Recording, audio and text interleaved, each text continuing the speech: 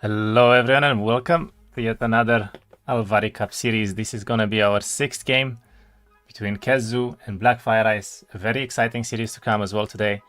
I am your host, Alex, or CM Kiraha, as a community manager working here at Unfrozen, and I welcome you all on a great new day and on a great new patch as well. We had a patch yesterday that fixed a lot of the bugs and issues that we had with the game lately, and yeah, it's very exciting to see what the players will try to play today, because actually we had a little bit of a Necropolis nerf, so it might change just slightly the balance of the games that we've seen previously in the other series in this tournament so far. And yeah, let's get right into it. I guess we have a couple of minutes before the players will try to set up their games as they usually do. And it's going to be a very exciting series to come up here. It's going to be a game one on Exodus. And Blackfireice actually had the first pick and he went for Grove. So we could see a very strong Grove game versus a Necropolis from Keszu coming up here. And they're both very strong players. They're both really high on the ladder, so I'm expecting some great games coming up, of course.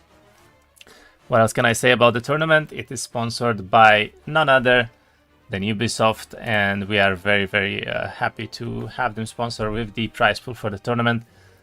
And we also have the other two sponsors here coming up as Gamebook and Dark Horse Gaming, who provided some extra items for the participants, and of course our media patrons as CD Action, who have been with us for, well, the better part of 2 years now, and we're very grateful for them as well.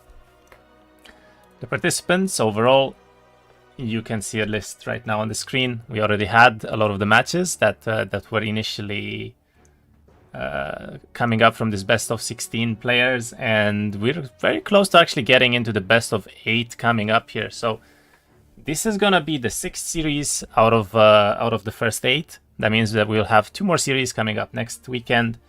And, well, not next weekend, actually. The next one is going to be on Monday, and the next one after that is going to be in the weekend on Sunday. So we have almost concluded the first phase of the tournament, and it's very, very interesting to see exactly who the players were that managed to get past the first phase and all of these games that they came up with. So hello Punisher, hello Laurentiu, hello Dukes. Where can we see the brackets? Bracket is, I'll post a link in a moment in the chat. We have our own link for the tournament, and this is where you can see all of the games, all of the brackets, as well as the next coming games as well. I believe we have posted them as well there. Hello Nerdy Northman as well. Hello, Ariad. Honestly, I got so used to your comments about the Catgirl community that at this point it's just really funny, to be honest. So I'm happy to have you here, Ari. But yeah, I believe that the opponents are coming up live soon, and we have a very interesting game one coming up here. I'm hoping, of course, for a best of 3 series, as well I always am, and we're gonna see if we're actually gonna get another one, because last series between Alexiav and Gluehammer was actually the first best of 3 that we've seen throughout this tournament so far. So that is quite interesting.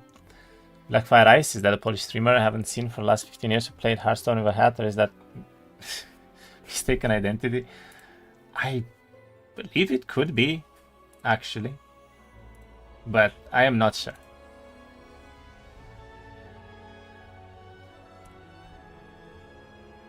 Am I hearing myself twice? I am hearing myself twice, and I have no idea why.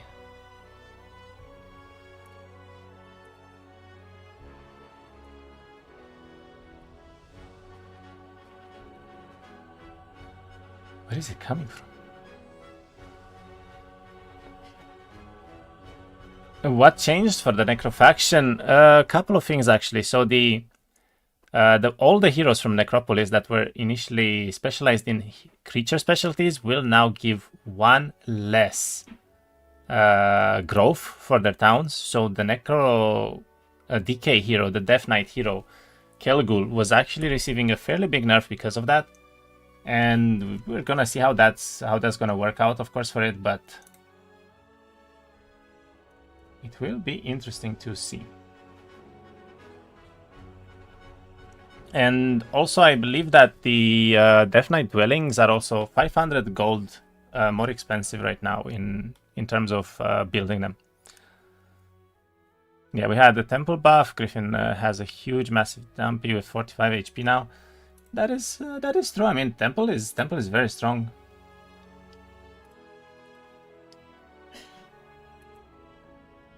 Okay, I have no idea why do I hear the music twice. And I'm very confused by that. Where did it come from?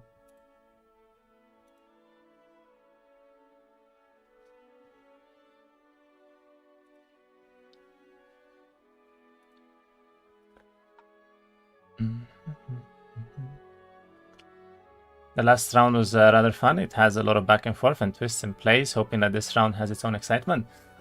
We're about to find out. I mean, the players are very close in rating, so I think it's gonna be a good series for sure, but let's hope for the best of 3, of course, right? It's a bit underwhelming if we only see 2 games, especially if one of the opponents dies very early to the AI or to some random blocks on the map and so on. So more games, obviously more exciting, and let's hope that we're gonna find out what's gonna happen here.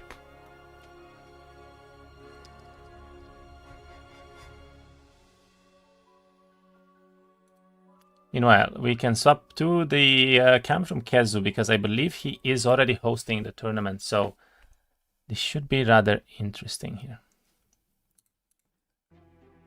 And I did find out why I was...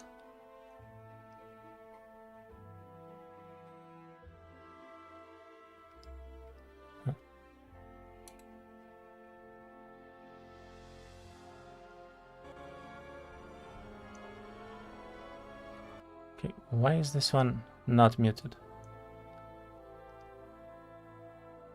Very confused.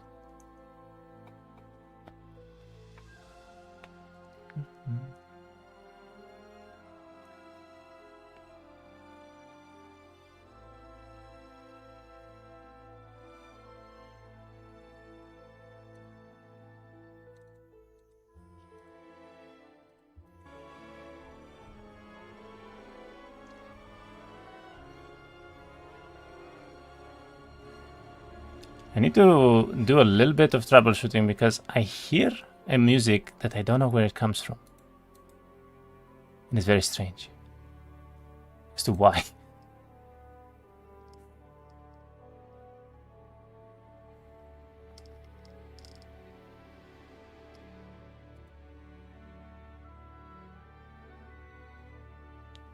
Octos. Is it this? Okay, I found it. Thankfully.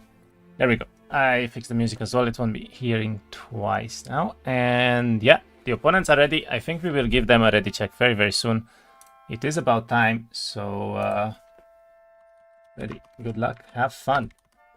First game is going to be on Exodus. Blackfireice here is coming up with a Grove pick as the first player. And then Keszu just went for the, well, good old Necropolis on Exodus. So we'll see how this goes and what they can come up with. I think Keszu right now is probably the favorite to win the first game, at least because Necropolis on Exodus is still most likely the best faction that you can go for. But we've seen some crazy games from Grove lately, and honestly, I mean, we could see some really nice play coming up from Blackfireice here. I mean, Grove has a lot of potential, and it has been slightly nerfed with the last patch because the Grove heroic strikes are now a little bit less damage, but it's not as significant as it might make like a huge difference. It's just 5% per focus charge, so we are still gonna see Grove with some really strong early game here with those heroic strikes, and let's see if Keszu can keep up with this. I mean, he definitely needs to find some sort of way to get started very early into the game with the Necropolis pick. And I guess we're gonna find out. Looks like we have a Halon pick from Blackfireice, so he's actually gonna go for that really early really early tempo into maybe trying to play this on spells overall. And yeah, I mean, it's going to be interesting to see if he can do something with this Halon, because Halon is not the easiest pick right now. You really need a lot of mana early on, and Exodus doesn't actually have that many objectives that generate a lot of mana. So it's going to be interesting to see what he wants to do here, because Halon is generally a pick that we would have seen more on Vendetta or on, let's say, Jeepus Outcast, right? Outcast Tournament. So it's definitely something. It's definitely a newer, more like template different, I guess, pick that you'd expect in some other templates. Not necessarily on Exodus. I think on Exodus a lot of people prefer like a hero specialist like Gingertail, or maybe to go for the follower pick, right, if Gingertail gets banned. So we'll see what Blackfireice can come up here. And it's also very important on Keszu pick right now, because he didn't go for Kelgul. He actually went for Onkos, and that means he wants to play the game mainly on these tier 1 to tier 4 creatures, most likely going for a lot of skeletons early on, trying to upgrade them and trying to get this early tempo on Onkos. So both players are thinking more towards an early game rather than the late game right now. Are they on patch 13? Yes, all of the players are playing on the new patch right now. Need a pro player to go Schism and just go crazy with Maniacal Reverse, but Schism is bottom tier, I think. Yes, I think you mean 5, as Dernium has mentioned. But Maniacal Reverse, I mean, they're strong. They're some of the strongest units for Hive, and I don't really think that it's necessarily towards pro players, but Hive is generally dependent on dwellings a lot, and lately a lot of players actually prefer to play with worms and not necessarily reavers as much, because those worms with the infinite scaling for HP in terms of these AI fights that they can do can really pull a lot of work. And we've seen some crazy gameplay with the worms, right? Just 2 worms, for instance, on Exodus being able to pick all the towns in week 1 even is quite crazy. So there are a lot of things you can do with just those 2 units. Meanwhile, with reavers, of course, you need a little bit more of a setup there, and it's not that easy. So I believe we saw a reset coming up. I'm not sure if it was Keszu or Blackfireice already, but this is the second map that they're playing right now, and looks like Keszu went for the upgraded skeletons. He actually went and picked up a gold mine right away, so he's thinking about this late game scaling a little bit already. And right now his map is rather empty. He doesn't see a single dwelling, I believe, and that's not what you want to see in Exodus.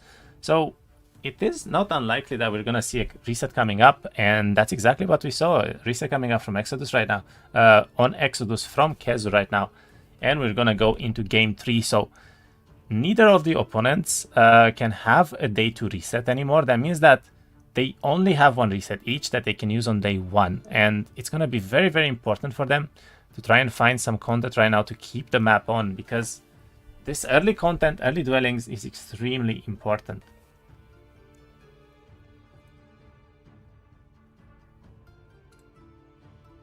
Looks like Blackfireice is grabbing his units. He has 2 experience boxes here right next to the town, and that's actually really strong for him to have this early on. And very surprisingly, he prioritizes the Fawn upgrade right now, and he goes for gold, which means Blackfireice might actually want to build towards something on week 1, and that is definitely interesting. He's going for Murmuring immediately here. Prefers that over the Primal Magic, and it looks like he's just trying to grab some of the mines here, and I guess tries his best to get this late game scaling as well. The problem for him is that this sawmill is really far away right now, and that is not great. Him having to go all around there is not what you want to see on Exodus usually. Meanwhile, we see Keszu already doing one of the fights here, probably for an early mine as well, but it looks like a rather easy fight on Hoplets and Fawns. And yeah, I mean, both of the opponents are already going into some of these objectives around them, which is very nice to see. And we see the 4th reset here coming up already from Blackfireice, which means this is the 4th map that we're gonna find, and Blackfireice is no longer having a reset, so it's up to Keszu right now to find some content and to keep the map on. He's the only one with a reset, so this could very well be the map that we're playing, as long as Keszu finds some of the objectives that he wants to see here. Like, for instance, a dwelling for skeletons would be amazing for him. It is a bit surprising that he didn't go for the observatory, that he actually had a learning stone on the way as well, and that is rather decent to have early on Exodus. I mean, an extra level up is an extra level up after all, but Looks like he is prioritizing finding the content around his second town and trying to upgrade those skeletons very early so that he can do the fights a little bit easier. Hive struggles with bleeding units early on, so I can understand the war meta. Reavers have a lot of fun plays once you don't worry about losing a few of them. Yeah, I mean, Reavers can be good, but they come in low numbers, and every time you lose even 1 or 2 Reavers, it can be very, very punishing. So, sorry if this question is off topic, but I read something about map generation changes in the patch. Do you know if something has changed here on Exodus that could be relevant to this match? I don't think anything specific changed to Exodus in terms of map generation right now, actually. I believe just some template discrepancies were fixed, but those were not on Exodus, so.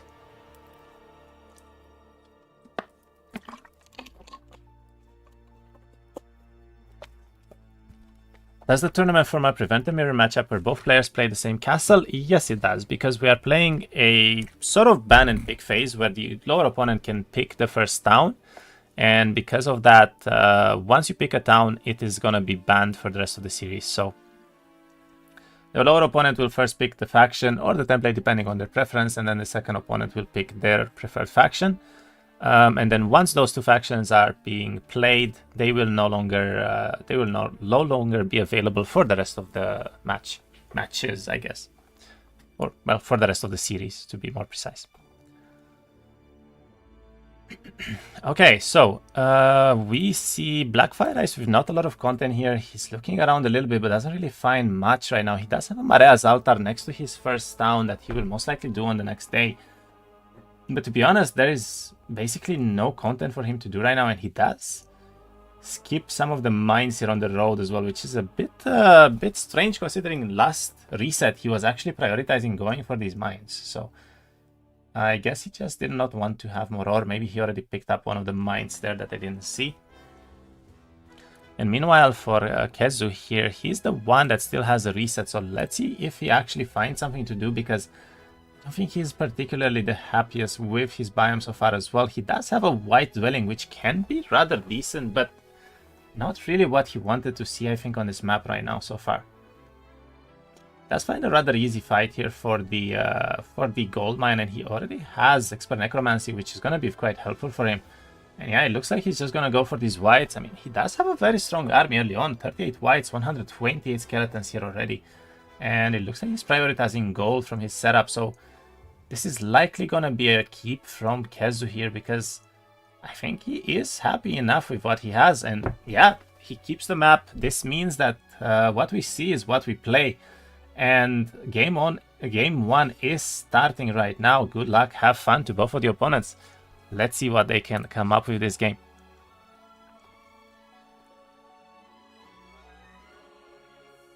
Looks like Keszu is going for some mines. He did have decent positioning here, so he can grab both of the sawmill and the ore pit in the same turn. And meanwhile, it looks like Blackfireice is doing a Marea's altar. This is not the one next to his town, so he will likely go back to that. And both of the opponents right now actually have a decent amount of income and already some late game scaling that they're preparing for, which is kind of interesting to see right now.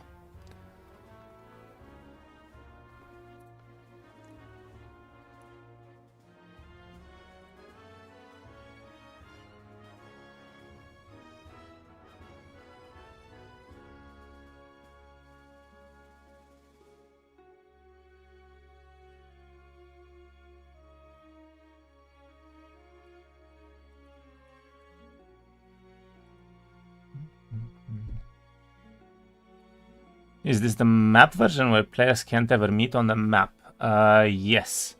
Basically, in this tournament version that we have, the final fights are actually anywhere you are on the map.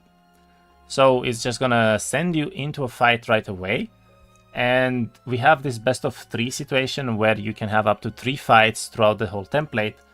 And it's just about how well you can farm, how well you can play, and what your basic strategy is throughout the game, which is something that a lot of players like, and this is why Exodus is one of the most favorite templates right now, because people really like this kind of late game style where you can build a lot of units and you can actually play a little bit on your faction's towns, as well as obviously going for fights with your opponent. So this is why I said a little bit earlier that we expect already to see some kind of late game scaling from the opponents here, because both of them are already picking up mines, both of them are trying to make some gold investments, so they're already thinking about potentially taking this game as late as possible and trying to build as much as they can. Meanwhile, Blackfireice is still doing the Maria's altar here. This is the second one, so his goal this game is going to be really, really decent actually. And on the side of Keszu right now, we don't have a lot being done either. He went for some basic fights here. He did pick up his sawmill, and now it looks like he's actually considering taking the middle offense skill here instead of the +2, which is usually the one that most people go for. He did find, however, a skeleton dwelling, and that is absolutely incredible for him because he is playing Onkos after all, and that means he's gonna have some really, really nice army coming up here immediately. So Keszu is finding some amazing objectives for himself. I mean, skeleton dwelling, white dwelling, if he gets recruitment as well, his game plan is already fantastic in this first game of the series so far. Looks like he is considering what to do, and he actually finds a second skeleton dwelling. That is quite lucky, especially as an Onkos pick here. He's very, very happy right now to see these, I'm sure. Also, I believe that he already got the expert necromancy, which means that he has the ability to res his units already, so he's not gonna lose much anymore in probably any of these fights.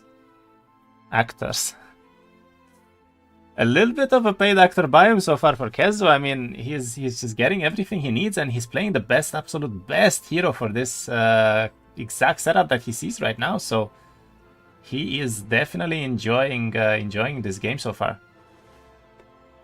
Hope to see a third fight this match. We'll see. I think it's actually pretty likely to see a third fight on Exodus in between Grove and something else, because Grove usually wins the first final fight, right? It's very common for Grove to win the first final fight on Heroic Strikes, and then on the rocks, because they're so tanky you just can't really kill them early on. So we'll see exactly what happens there. It looks like Keszu is picking up this dwelling after all, and let's see a little bit of Blackfireice here, because he did actually end up picking up his tower right now. And he's looking around at what he can do, but honestly, does not have a lot. He does, however, have two, not one, but two chilling dwellings and the Phoenix dwelling that were uncovered with this observatory. And I think he's very, very happy to see that, because one of the best plays that Grove can make right now is to actually go for those chillings. So we have a very interesting game, actually. Both of the opponents are finding exactly what they want to see on the map, and this is looking honestly like an advantage for Blackfireice. I mean, he can do those dwellings pretty easily. He can actually get to build maybe even on week 1. He's already making a lot of the investments right now for all of these objectives that he's picking up, and that's going to be really interesting to see. I mean, look at his resources, 11,000 gold, 20 plus resources, and yeah, it looks like he even wants to pick the crystal generation right now, knowing that it's going to be very important for him to get these early crystals out, maybe even build phoenixes on week 1. We could actually see a very, very strong game coming from Grove here with these dwellings if he can actually pick them up early on, and that's quite exciting to see, because Necropolis does have a very strong game themselves.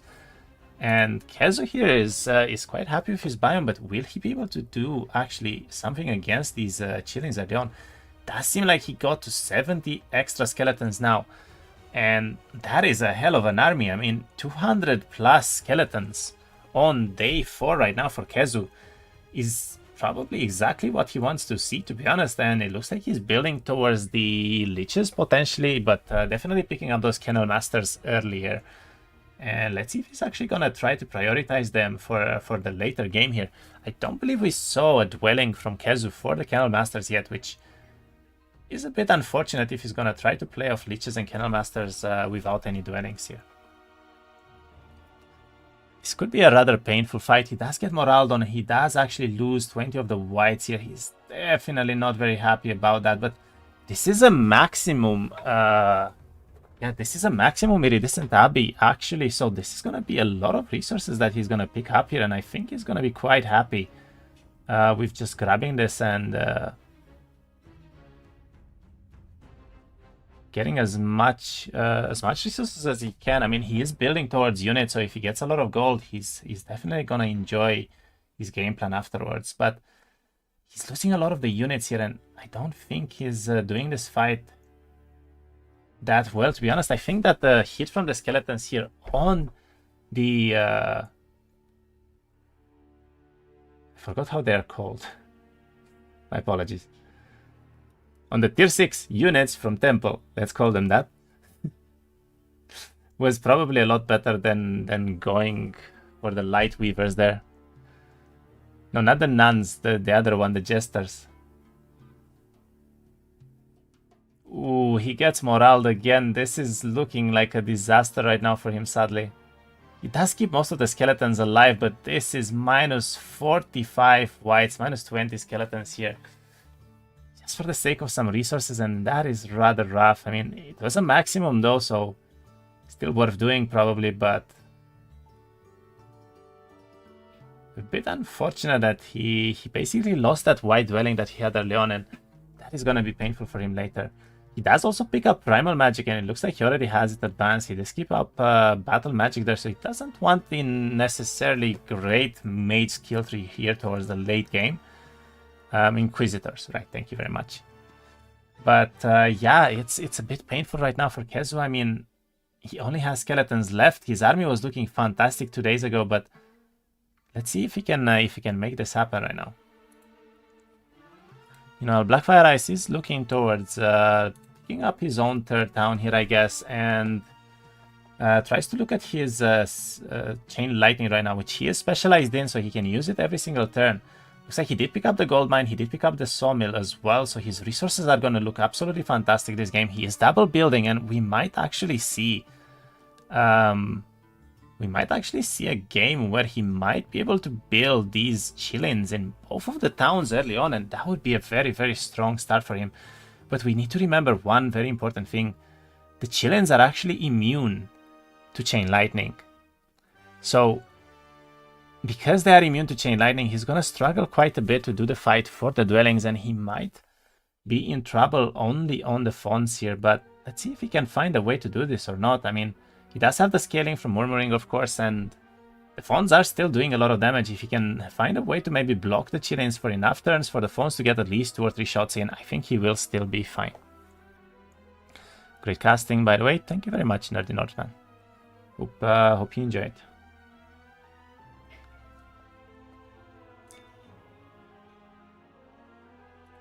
Looks like the opponents right now are both at the same turn, basically, because both of them picked up their towns at the same exact moment, their third towns here, and it looks like both of them have a very similar game plan. I mean, Keszu is double building Canal Master, is trying to go for the double build of Liches here, and I guess he's preferring to go for the Liches just so he does get that early resurrection from the Liches as well, which will make his life quite a bit easier. And I would actually like for him to pick up the army from this Schism town. Not to use it, but to actually skeleton transform it into even more skeletons and whites after he upgrades these skeletons too. And I think that is exactly what he's trying to do here. So very nice play coming from Keszu here, understanding that he can actually do this. And looks like all of a sudden he has 17 whites again. I mean, if he gets all of the army here, this is still a very, very strong Necropolis army, which he can maybe use to then go for a 4th town on this week. I mean, it's day 6. He could... Actually, he won't be able to reach this week anymore because he ported to the main town. And in this case, at best case scenario, he can maybe reach the 4th town on day 1, on 1-2-1 here. Primal for Stone Skin on Skeleton, I mean, Thick Hide. Could potentially be good, but you have to remember that the opponent is playing Halon, right? So the opponent will have some incredibly strong spells, and with that Chain Lightning early on, his skeletons are not really gonna die as much to the melee damage, so Primal and Thick Hide won't make that big of a difference compared to having it for spells. And I think he actually goes for the Primal to potentially lower the enemy spell levels by 1 for Primal Magic, which means Chain Lightning won't be as damaging as it normally would be, and that might be a little bit of a better play coming up from him. Meanwhile, let's see, right now we have Blackfireice here doing another fight. That is pretty big, actually. This is almost 40 Hornets here with some extra army, and it looks like he has Fireball. He picked up Fireball here from the Mage Guilds, and I guess because of that, his game plan towards the Chillins, as I mentioned earlier, is actually going to be quite a bit better now all of a sudden, because he does have a spell that works against the Chillins. And yeah, he's going for the first dwelling already. He has enough mana here in order to potentially do the dwelling just on the fireballs, and he gets fantastic terrain as well. That is such a nice terrain for him actually right now. Very, very nice to see here.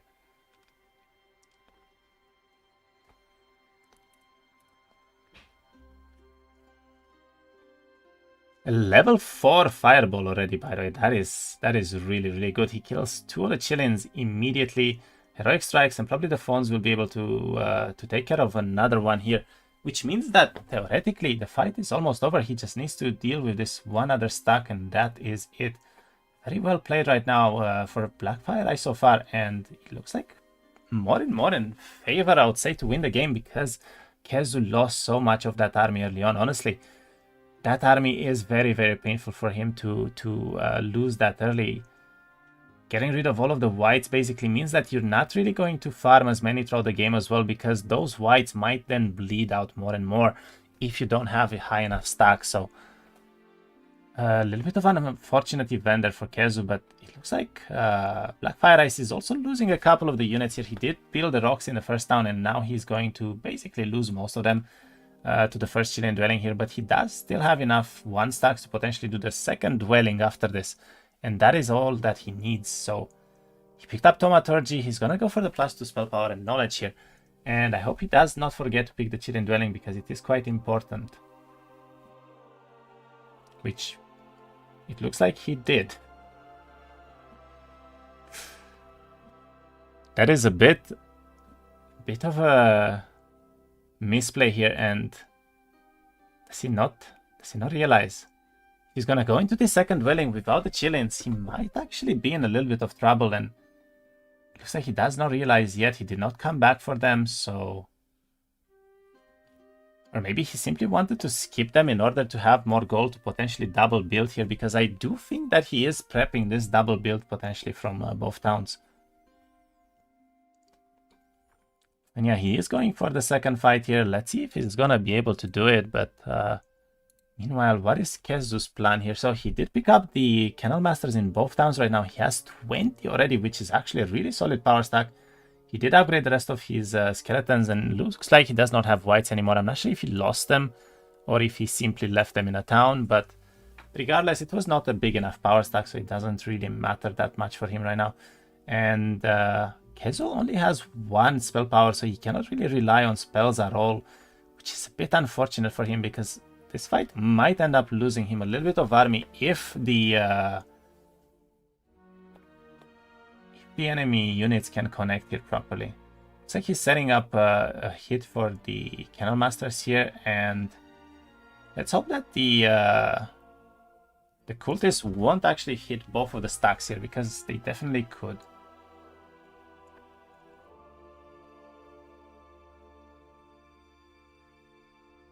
Ooh, they did. Okay. So now he's gonna have to likely try and res only one of the stacks. He does lose a couple of skeletons here in this fight, but that is still decent enough. I mean, -8 is reasonable. He does get a lot of experience with that, and he actually finds logistics, which is very, very, very important early on. He does have a combat pickup choice here that he chooses to skip for now, so he's probably just gonna try to tempo an army here. And yeah, looks like Keszu just wants to go very aggro, very intensive towards this third town. He won't be able to pick it up this week, however, which is a bit unfortunate for him, because he probably wanted to get this triple skeleton growth, but it's still gonna be a very decent timing coming up from him. And meanwhile, let's see. Blackfireice is doing the second Chilean dwelling right now, and it's gonna be very important for him to survive. It does look like he lost a couple of Fawns in the Hoplet fight that was defending this dwelling, and it's gonna be quite important for him right now to be able to try and do this without too many losses, because every unit counts and every unit matters early on here in the game. Looks like he's trying to keep the fireball for the second turn, probably hoping that he's gonna get a double hit here, which it looks like he does, and that is a very good play coming up. He's gonna use the awakening from the naiads for the extra power here, and yeah, this is looking rather easy now. He's just gonna get a couple of hits off. He's gonna lose a couple of the phones here again, but that is very well played, very well done. And he gets the second dwelling this week, which is absolutely fantastic. For the Grove player, this is 2 chilling dwellings with, I believe, at least a single build coming up on day 7 here. So on week 1, he's gonna have a very, very strong start, and looks like he is considering taking Battle Magic as well. He is playing Halon after all. He's gonna have a lot of spell power, a lot of knowledge, and yeah, there is the first chilling dwelling. And did he have a second build here? I don't believe he did, because he does not have the resources to build that anyway. But it does look like he wants to leave the chillings in the dwellings right now, which is a little bit strange. Why does he not pick them up?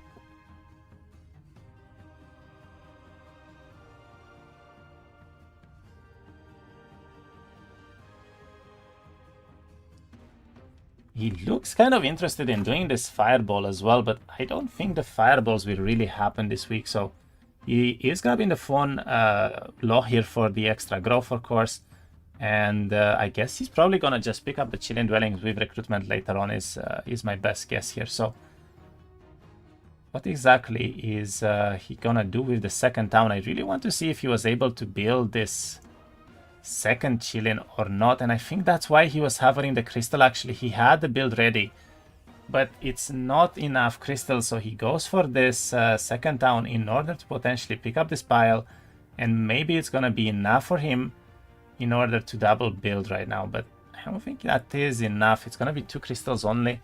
He might be able to trade some of the wood away here, and maybe then I think 1 mercury, 1 wood, or 2 wood maybe.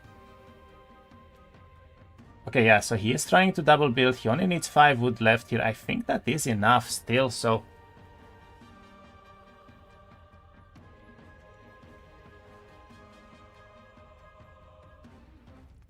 alright, there we go. So he did not pick up the chillins because he wanted the double build, and we actually see a double build coming up from Blackfireice on week 1 for chillins with both of the dwellings picked. Honestly, this is an absolutely amazing play from him so far, and I think he's in a great spot. If he's able to somehow find the gold that he needs to be able to actually afford all of these chillins, he is gonna be insanely strong going into week 2. I mean, this is gonna be almost 20 chillins here for Grove. It doesn't really have any kind of counterplay, to be honest. So Keszu is in a tough spot right now. He needs to find a way to catch up with the game, because he basically only has 2 skeleton dwellings, and that is it.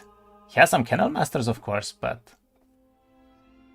looks like we are going into week 2 here. He did get to his town with a fair amount of moves left, so he's gonna be able to grab the town and probably do a little bit of content around, but he only has 1 extra day here before the final fight happens, and both of the players need to start getting ready in order to be able to fight the opponent here very, very soon. Mineral crystal was so painful there. Through, I think he wanted to have at least 3 crystals, so he only trades 1, and he obviously didn't get that, so a little bit unfortunate for him there, but I mean, it happens, right? You have to kind of expect it. So he does lose 1 of the Kennel Masters. I don't think he's gonna be able to do this unless he has Energize, which it does. Picks them back up. Very nicely played there, and yeah, he just loses some 1 stacks. That is perfectly fine. Grabs the town here, so he's gonna be able to pick up the skeletons at least this week and upgrade them, and I mean, let's see. I honestly think if Blackfireice can find a way to come into the game with all of the chillins that he has, he's gonna most likely win this first final fight, and that's gonna be very interesting to see. It looks like Keszu did pick up his Kennel Masters in this town as well, so a very, very focused gameplay towards these tier 4s right now without a dwelling even for him. That is quite interesting to see.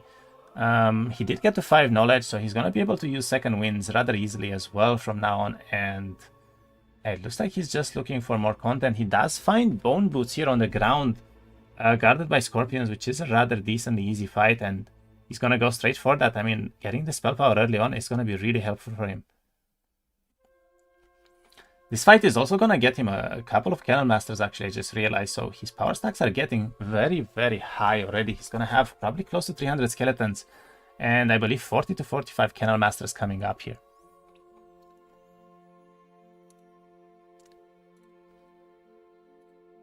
Meanwhile, Blackfireice is doing more and more fights. This looks like a rather big fight here. There was a lot of the rush shots and probably a couple of the cultists too. He does have 6 chillins now, so he did pick up at least one of his towns, maybe even one of the dwellings.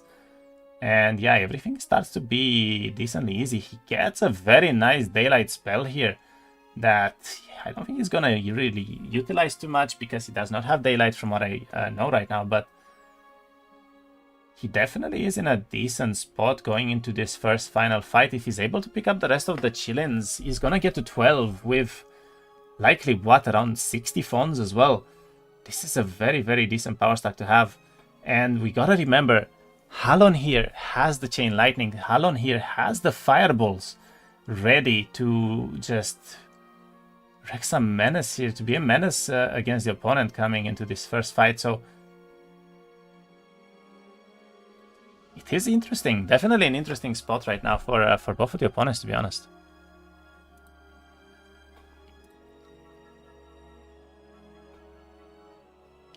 Meanwhile, Keszu here has not really finished the Scorpion fight yet. He's going to lose a couple of the units here. I hope he has a resurrection available for the skeletons down there, and I do believe that he will be quite fine here as long as they don't hit the other skeleton stack. He's just going to be able to res 1, and he should be quite happy with that. Let's take a hit here. Loses 1, but that is reasonable.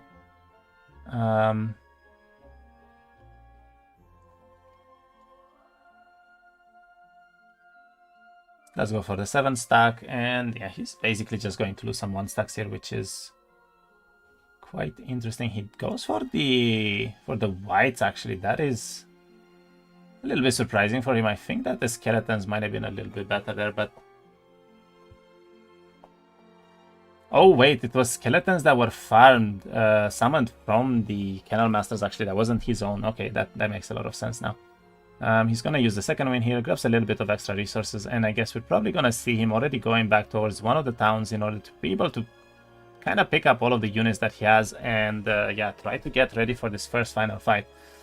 Gonna be a very strong army from Keszu coming up as well, to be honest. I mean, this is close to 300 skellies on the first final fight, so Halon is most likely gonna have to play this game mostly on Chain Lightnings and then just chilling gaming into the second and the third fight, but definitely a strong place for him to be. And yeah, it looks like Halon here is looking towards picking up his troglodyte throne here next to the second town. So yeah, he's just so focused on getting as much gold as possible right now because he knows that he needs a lot of resources in order to be able to pick up these chillins right now. I do hope he's gonna play around his mana though, because his advantage right now is gonna be to mainly grab as many resources as possible into having the mana for those Chain Lightnings early.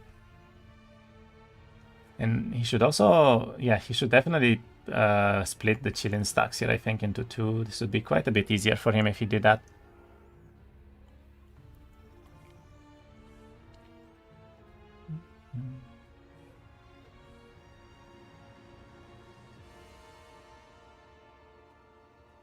Let's kill one of the stacks immediately here.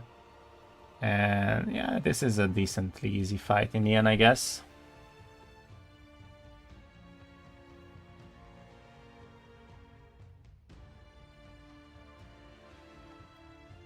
He's gonna lose one of the Naiads. I mean, he's probably gonna lose 3 or 4 of the Naiads, actually. I think that moving the Naiads might have been a good play for him, but he didn't realize it in time.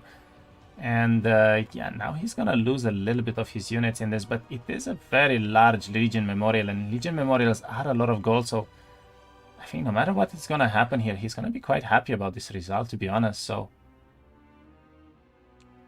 52 mana left. He needs to be a little bit careful. Does have a Lightning Bolt here as well. And yeah, it looks like a fairly decently easy fight right now for him.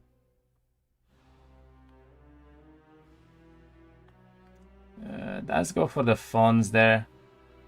A little bit painful, but It is decent enough. Loses 2 Naiads, loses a couple of Fonts, does get a Battle Magic pickup here.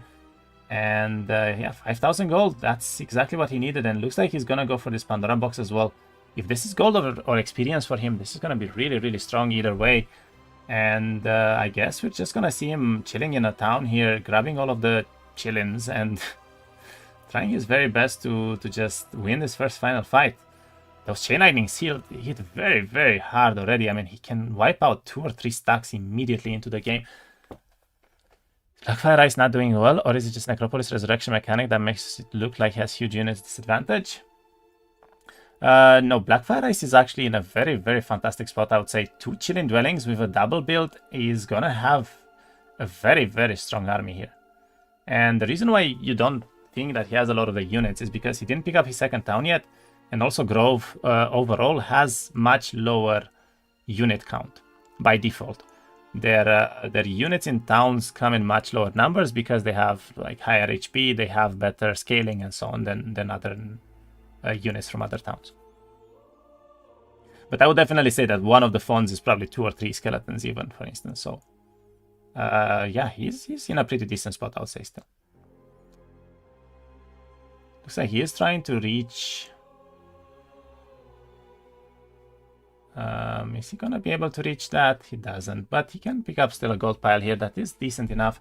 He's not very happy about this, but he should definitely go back to a town right now and definitely pick up his rest of the Chillins here.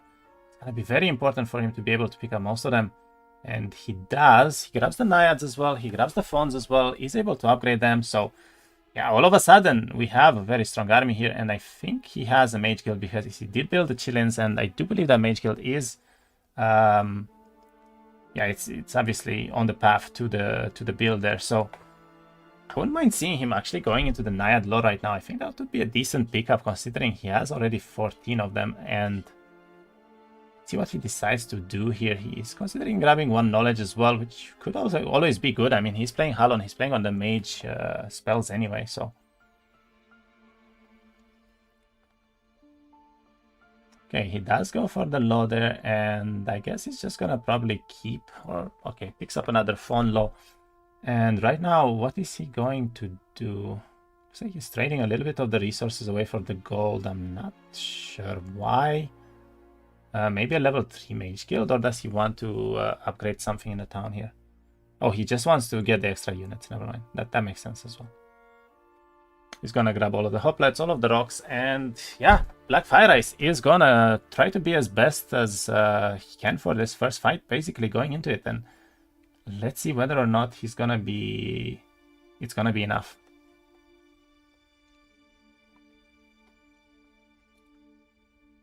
Meanwhile, Keszu, also quite strong here. He lost almost 50 whites and he still has 98.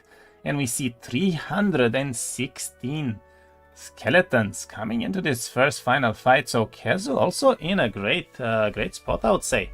He also has 65 Kennel Masters, and see if he's gonna be able to get this win versus the spells here though. He'd go for tactics as well, so he's gonna be able to get a little bit away from the Chain Lightnings here, and yeah, he's trying his best to split his units in a way where the power stacks won't get hit by all of the Chain Lightning bounces, basically.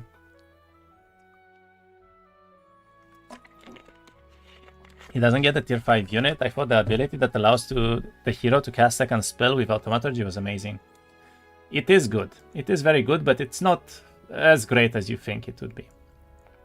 Okay, we see the Awakening coming up here from Blackfireice on the Chillins immediately, and I guess he's just gonna go for a Chain Lightning probably on the Skeletons, if I would have to imagine, but let's see what he's gonna think of here.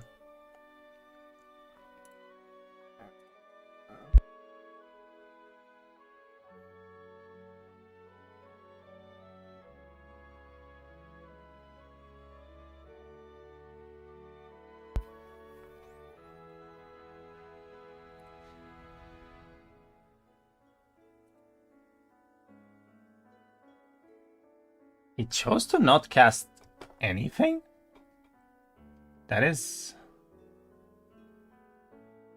600 damage. I mean, 100 skeletons only is honestly not that much damage from this chain lightning as I thought it would do. So a little bit interesting here, seeing what he's gonna prefer to do. He's actually considering the Kennel Master, so he is definitely a little bit worried about those Kennel Masters potentially summoning a lot of the skeletons and being in trouble because of that.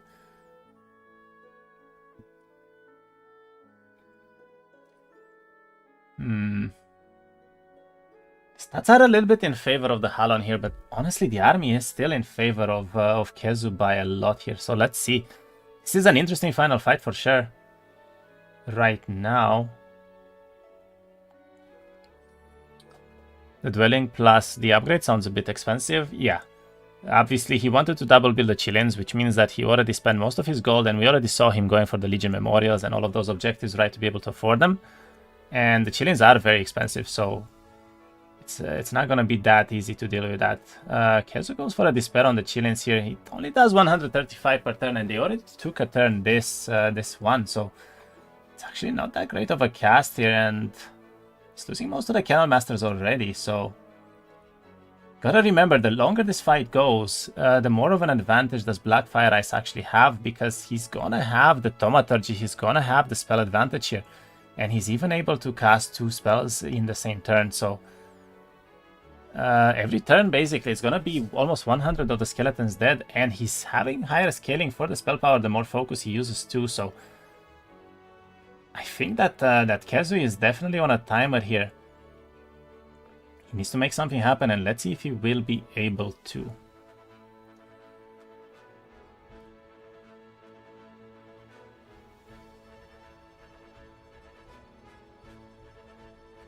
To learn Polish for your casting job. I mean, honestly, there was a talk before the game about what the factions that they're playing are. And Blackfireice basically said the Grove name in Polish. And I was just like, what? What are you playing again? Okay, he's gonna go for a hit here on the Kennel Masters. That's haste the Chileans in, and it looks like he's just gonna go as aggro as he can, trying to kill as many units as possible very early on here, which is a bit interesting because I don't think he's necessarily on a timer, but yeah, we see the chain lightning coming up here. He killed most of the skeletons already, along with some 1-stacks, all of the dogs in one turn as well.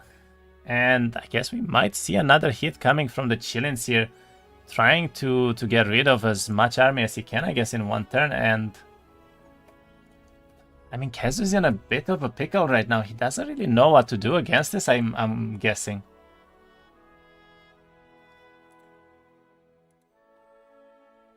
Yeah, we see the double cast coming on the skeletons, and looks like he's gonna go for a heroic strike here as well. I mean, his stats are getting higher and higher every turn. And yeah, he gets a lucky hit from the Chileans as well, which basically gets so much more damage for him. And Keszu all of a sudden only has whites. He's down to whites only basically in turn 2 here already, while he only killed 4 of the Chileans here.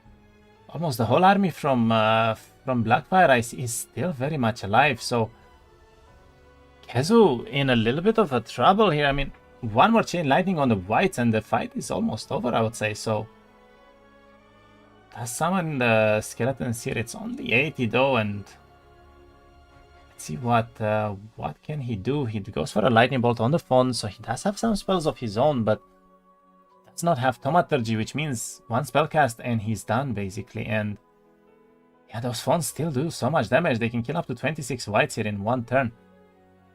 Looks like he's still prioritizing going for the skeletons, and yeah. Skeletons first fight is Sag. Honestly, I don't think they were that bad here. I mean, he obviously tried his best to get as many as he could out, but I think the main problem he has is the spells from Blackfireice are a bit too strong right now. And yeah, he's gonna kill quite a couple of these Chileans already, though. I gotta say, he's down to 4 now. There is a Despair on them still, so he's gonna lose another 1 or maybe even 2 at the start of the fight, of the next turn in this fight. And there is still 98 whites. I mean, we saw the damage from the Naiad and the Fawns. They can probably 2-shot these whites basically But will he be able to do so in time? Right now, it's still looking rather close. Halon is slowly but surely running out of mana as well, I gotta say. I mean, down to 65 now, and the white stack is still very much alive.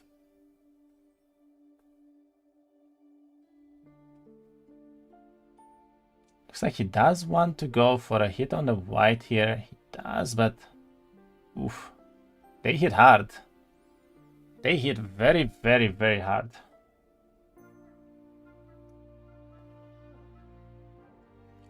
Okay, he's checking the damage. He knows that he can kill almost all of the units there, and so he's taking a hit. He's probably gonna fireball. I'll still fireball the whites, honestly. I don't think the skeletons are that big of an issue right now. So he does want to get the extra stats here. He gets up to 16 power, and he could potentially one-shot everything with Chain Lightning. I think that the fireball might have still been a bit better here. Ooh, he goes for the early start on the Naiads, and that is gonna get him a very, very big hit right now coming into these whites. Yeah, he kills almost all of the whites instantly, and I mean, one more spell and it's kind of over, I gotta say. I don't think he's gonna have a way to deal with this many rocks and the fawns there as well. Even if he can somehow kill the Naiads in time, but I guess just one more Chain Lightning on the Canal Masters and the fight is basically over. The fawns will get to hit as well on the whites, potentially the rocks even, and those whites are not gonna survive much longer here now at only 32. So I think Blackfireice is finding his way into winning this first final fight versus a Necropolis player that honestly had a pretty high roll biome as well, with 2 skeleton dwellings with 1 white here. This looked like a fantastic start for Keszu, but it's not enough. Blackfireice is taking the first fight, and honestly he has a really strong setup to go into the second fight as well. He didn't even pick up his Chillin dwellings. He still has 8 Chillins just sitting in those dwellings waiting for them to be picked up, and he can potentially go for the Phoenix dwelling as well when he does exactly that. So very interesting game. I mean, Grove picks seem to be really paying off for the players so far, I gotta say, in this tournament. And Necropolis was seen as the best in Exodus for a long time, but with the recent nerfs, Grove might actually take the crown there, honestly. So it's quite interesting. It all depends obviously on some RNG as well, if you can find the right dwellings, but we're definitely seeing a very strong game coming up from Blackfireice here. Does hit the fawns there, I believe, with another lightning bolt, and yeah, I mean, it's kind of over though. There's only 1 white left. He can basically just take a hit now on the Canal Masters, and it's kind of gone. It's done. All he has to do is chain the Canal Masters, and the first fight is over. He does exactly that, and well done to Blackfireice. He takes the first fight versus one of the probably best games that Keszu could have had here early on. He went for Onkos, which is generally a very early pickup as well, so very well played, very well done, and let's go see if Keszu can actually come back into the game, because he's the one that needs to bring back the game towards this fight 3 right now, and it's not going to be that easy for him to do so. Did the Grave Robbers summon anything? Yes, they summoned, but Blackfireice actually prioritized them, and that was a very nice play from him, because he was able to kill most of the Grave Robbers before they even got to summon anything, and because of that they only summoned, I believe it was around 80 skeletons or so, which is not that relevant going into a game like this. So, and yeah, we see Blackfireice now doing a very large Troglodyte throne here, which is going to give him a lot of the gold that he needs. He still has a strong fireball here, so he's going to be quite fine doing most of these fights actually, and that's very nice to see for him right now, I gotta say. The 12 Chileans don't look impressive, but they were so strong in an actual battle, you weren't kidding. As I said, the units for the Grove here are definitely very strong when it comes to how they scale into the late game of the fights there, and even if you see them in low numbers, with the Awakening, they become actual powerhouses. I mean, a lot of these units with Awakening can even become like a whole tier higher, basically. So very nice to see, and honestly very well played from him so far. So Gets to kill most of the Medusas. Doesn't even lose anything this fight. I think he only lost 1 or 2 phones here, and yeah. Very nicely done. Meanwhile, Keszu is doing, I think, the animated objective here that he was hovering last turn, and he is doing a lot of damage. I gotta say, this offense with the Canal Masters is definitely paying off. He does get a pretty good artifact here. I think that is minus 10% defense for all the enemy creatures.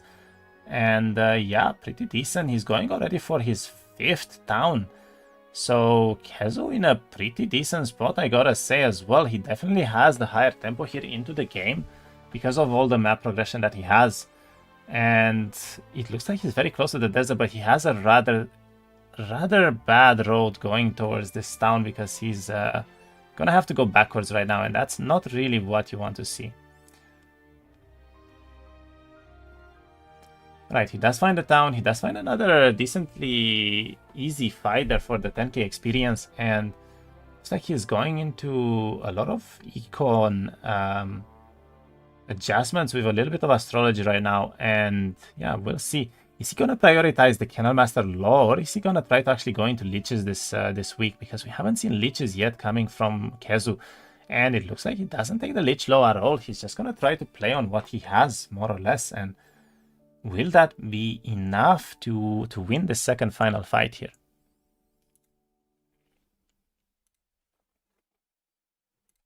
Meanwhile, Blackfireice is going towards his town as well, by the looks of it. He did not pick up the Chillins yet, so he does not have recruitment, I think, because he was in range of these dwellings.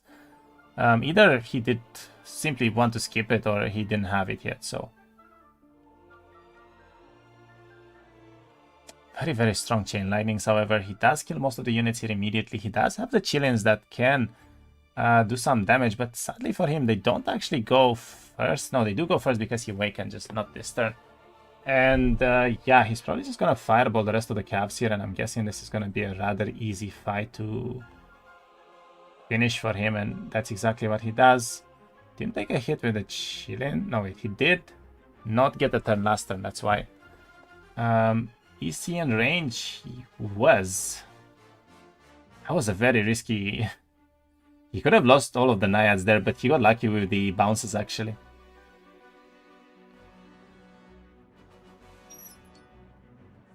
Okay, does lose quite a few phones for this fight, which is a bit unfortunate for him, of course. He wanted to keep as many units as possible, but he does Q-enter here. Does get the fight done, and he has a choice to pick resistance, but I don't think he's probably gonna go for that right now, so... Quality versus quantity matchup. Yeah, I mean, we see exactly what I said earlier, right? Grove is a very, very strong town early on, and he made the best out of it. And right now, by the way, that fight was for a Spellbinder's hat, which means we're gonna see some fantastic spells coming from Blackfireice here, who all of a sudden has the option to go for summons. He has Primal Remnants with having Expert Primal Magic already, and that is absolutely amazing. Amazing for him. So are we going to see a fight 2-1 on summons? I wonder. This could actually be what's going to happen here, and Keszu doesn't really have a way to deal with that right now, so... Oh, Keszu is in a bit of a trouble here. So he did go for the 10k experience. He did pick up expert tactics here, or the advanced tactics right now. He does have recruitment as well. So we're gonna see a pretty strong army coming from Keszu here the end of week 2. But again, is it going to be enough for him to win this second final fight? I do think that he's probably gonna have to look towards trying to get to this early desert, and maybe trying his best to pop the white 3 with recruitment before the second final fight happens. Because if the opponent will do that and he's not able to, he's gonna be in a lot of trouble, I would say. He can quadruple build the Canal Masters, and they are getting to some really, really nice numbers. Honestly, he's going to have 75 here, 150 whites as well. And, I mean, it's a very strong army still. I don't think I should count him out of this. I mean, he's going to have a crazy army difference here, probably going into the second final fight because of this recruitment and because he has this town advantage. He built them earlier, obviously, so he's probably going to have a decent army advantage, but he needs to find some spells, and honestly, he needs to find some stats right now. He's not really finding much going through these towns.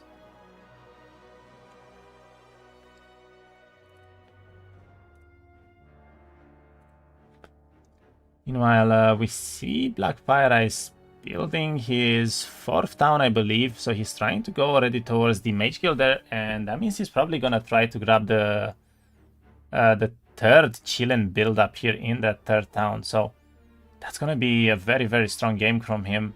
He's probably gonna have over 30 Chillins here coming up for the 2nd final fight, and that's without the white 3 being popped. If he does get the white 3 as well, we could be looking at 40 to 50 Chillins probably, but right now he's looking at the terrain actually, and he's not happy with what he sees at the 2nd town. It's gonna be really rather rough for him to be able to go from there. Honestly, I wouldn't mind for him to go straight into the desert actually.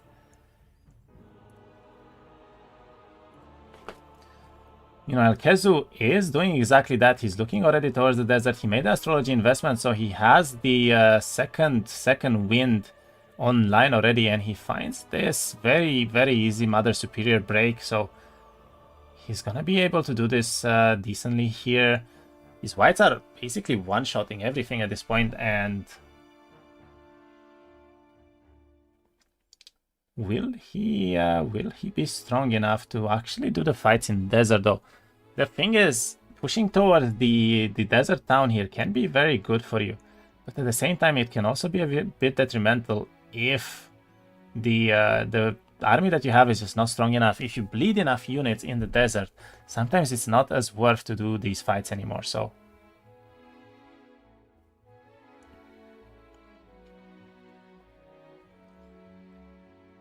he's gonna lose. Actually, will he lose anything? Don't think he will. He will have a rest here coming up. Did get hit by the ability, but gladly it was on a 1 stack, so they didn't actually do that much damage. It's gonna be able to... Wait, no, it wasn't on a 1 stack. The 8 stack actually hit. Oof. Yeah, that is a little bit rough for him, but should be fine. Let's take another hit, I think. Ooh. Okay, quite heavy losses here coming from Keszu. Actually, he lost another 30 or 40 whites there and a lot of skeletons as well. So not the best fight for him. But he is in desert now, and he did manage to get to the town as well, which means he will be able to regen here. He's gonna be able to have a 2nd wind, I think even this turn still. And yeah, I mean, Keszu definitely has the better map progression right now, and let's see what exactly is Blackfireice doing. It looks like he went towards the 2nd biome that he had, hoping that there would be a road, and the road is actually entirely blocked off, and right now he's not happy seeing this because he's basically just entirely stuck here without nothing to do. So ooh, a little bit of a wasted turn coming up from Blackfireice. He picked the wrong road. I mean, he should have known that that was pathable there just south of his town. I think that was the better pathing for sure. And he's struggling a little bit. He's gonna build towards the Chillins. I think he is in time to at least triple build the Chillins, but he needs to find a path towards this desert right now and towards a little bit of a higher build up, maybe towards Phoenixes and grabbing that last dwelling. But I'm not sure if he's gonna be that happy with his road right now. He will be able to grab the Chillin lob before the end of the week, which means extra growth on top of the dwellings, and that is good enough. But which necromancy skills did he take? I don't exactly remember which ones, but I know that he had the resurrection, right? So that is the 2nd sub-skill there.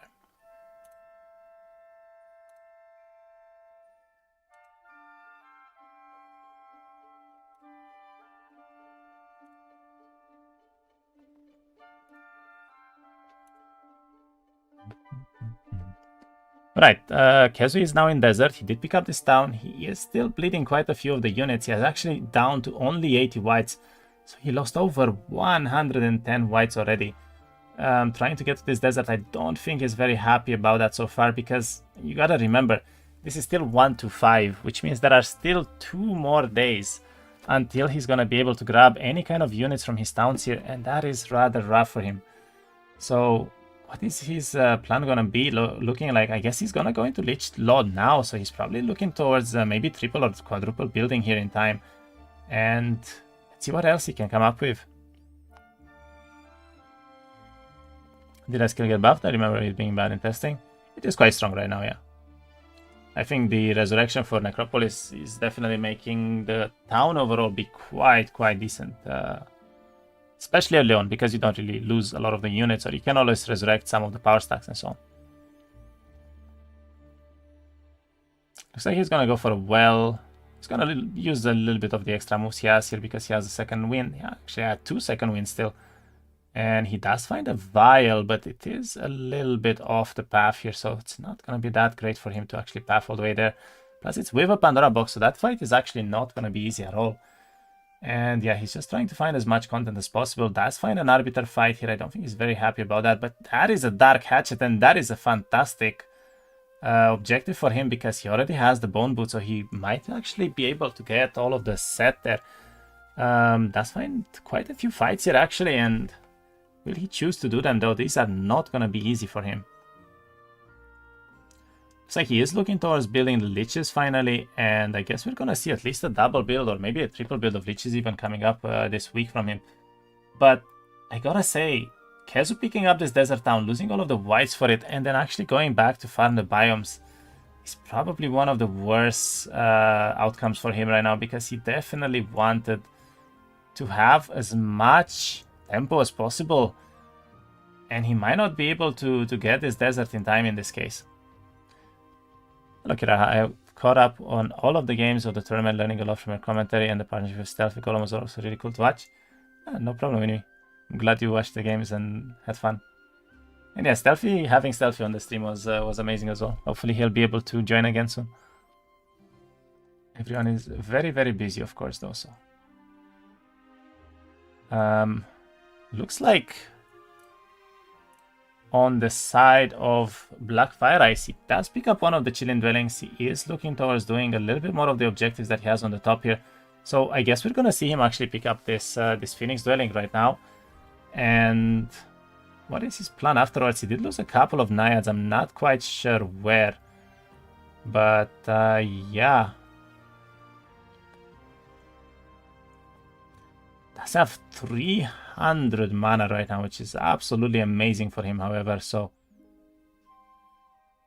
he's quite, I mean, he's bleeding a lot of the units, however, I don't know if I like that too much. He's lost all of the hopeless that he had, and it's not that great if he loses this many units this early on. He also has mana and he has Thaumaturgy. He could technically use the spellbook that he has. I mean, he even has he has summons, right? Like he could just summon on the right side there and not lose anything basically with this much mana. Let's find another Hoplet Dwelling. So a very intensive dwelling game for Blackfireice. By the way, he's still not splitting up his Chilling stack, which is a bit of a mistake here. He would actually end up having a lot more units saved up if he was doing that all along. So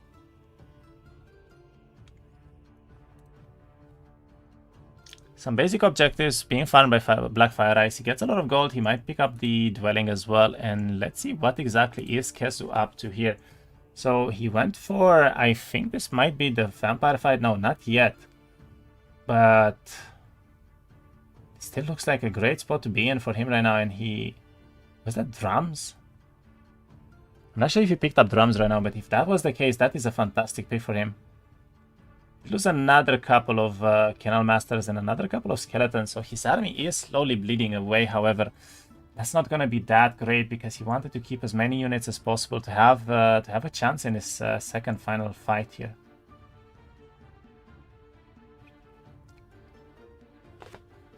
It's like he is looking around right now, trying his best to find as much content as possible, and is he going to be able to find what he needs right now?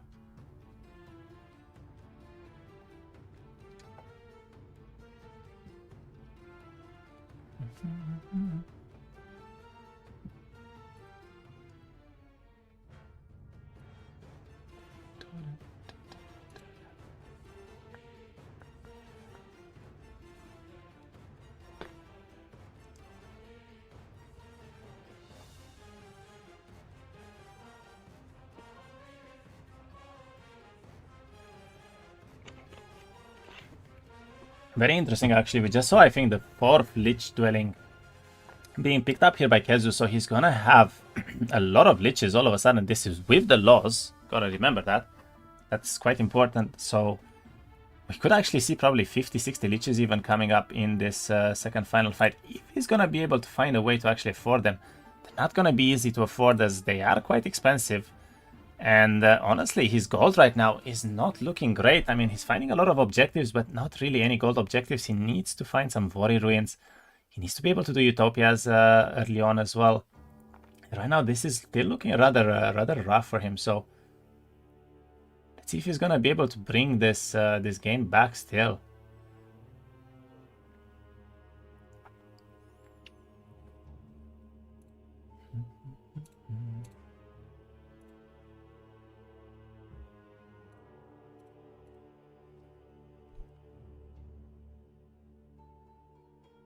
Looks like Blackfireice is also considering grabbing the extra spells right now, but he does go for the Chilling Law first, and he ended the turn there. So let's see what exactly Keszu is up to right now. He's doing these fights really rather well. He's not losing any units, and he needs to find something. He does get a decent artifact again, so he has 2 out of 4 from 2 sets right now. Wait, that is 3 out of 4 from the Bone Boot set. Actually, he has the cape as well. I'm very surprised that he didn't pick up the Dark Hatchet then. That was a very good pickup for him, but he chose to skip that. Yeah, he's doing as many fights as possible right now. Doesn't really have a good way to deal with this Concubine though, and that's gonna be a bit painful because they will get to hit here. That's kill 14 with the skeleton, so that is a decent hit, and let's hope that the Concubine and the shots are not actually going to split their damage around, because that's going to be rather painful. So they're going for the whites right now, and this should be a very easy fight for the remaining of the fight here. He can probably one-shot both of the stacks here, and he does exactly that.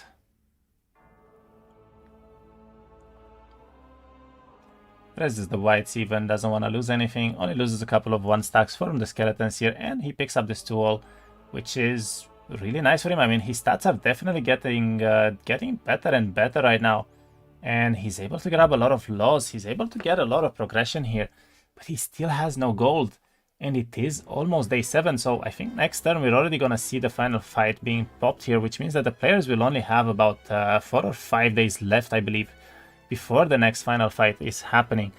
And Keszu needs to find this gold in order to be able to win this. And yeah, we see the 4 days timer there, I think, being popped. So is he gonna be able to get it in time? Let's see. I would still like for him to go into this desert, but he was too scared to go into desert, and I think that decision may have been the wrong one, because he's really not finding anything that he can do here. I mean, he spent 2 turns basically getting a 2-all, and that's pretty much it. These biomes were not very giving to him, and he needed more. He just needed so much more, to be honest.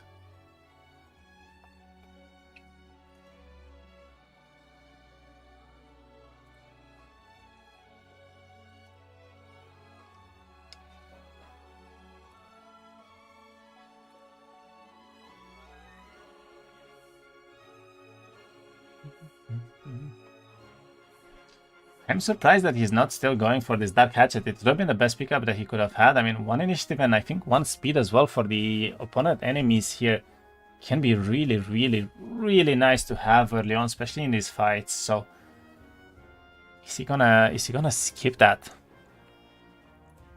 Meanwhile, Blackfireice did pick up the rest of his chillins. He did pick up one of the bird dwellings here as well. And yeah, I mean, he's just gonna try his best in order to win this second fight, I guess, with what he has. His pretty much only plan right now is to go for that, and doesn't have a 5th town yet, I think, which is a bit of a problem if this is gonna go to a game 3, because he might be struggling in order to quadruple build the chillins and potentially the birds as well. And I definitely think he wanted to do that here, so is he gonna be able to get that in time is a very good question right now.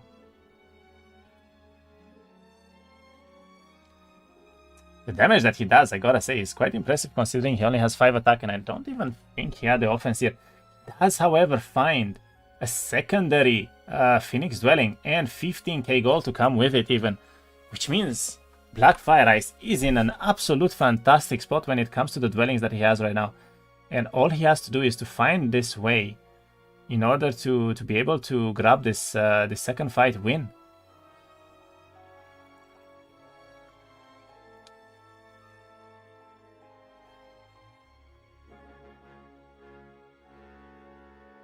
We lose one of the Naiads there as well, and one of the rocks, but gets another Phoenix Dwelling, and I think he's probably going to be able to even build the Phoenixes in one of the towns here, which is going to mean he's going to actually have a lot of Phoenixes coming up. And there is the triple Chillin coming in, and yeah, he's able to actually grab this Phoenix Dwelling right now in one of the towns, which means he has triple Chillins, 2 dwellings, 1 Phoenix built on week 2 with 2 dwellings as well. This is looking great for him, I gotta say. He's grabbing all the laws for the Chillins as well, so that is gonna be a very heavy power stack. And right next to him is a Alvari Ruins, so he is gonna be able to potentially even upgrade all of the units. And even more importantly so, to be able to pick up all of the units, because this is going to cost him a lot of gold, and that is an understatement. So he's gonna go for this Pandora box right now.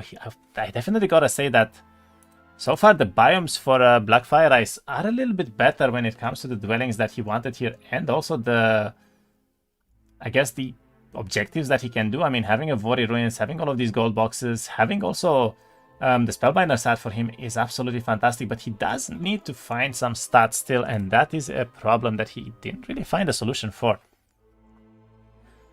Meanwhile, Keszu is still very important for Keszu here to find a way in order to first pick up all of the units that he has, because he's obviously having a little bit of a pickle right now with the gold count, and he never went for this Dark Hatchet still, so all of these objectives that he's looking at right now, he's not really gonna have time to do them, because yeah, he's a little behind right now, and he only has 3 more days. He needs to be careful about when he can upgrade all of these units as well.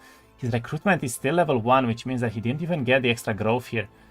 And he's just looking around, trying to find objectives to find. He does have Fly right now, so he can potentially go over the wall here, which is probably exactly what he wants to do. He is not able to pick up all of the units, however. And yeah, he's trading a little bit of the gold away here, trying to grab the rest. He is able to do that at least. He has almost 400, no, over 400 skeletons right now. And the white stack, however, never really recovered from that, from those early losses, which is a little bit unfortunate, I have to say.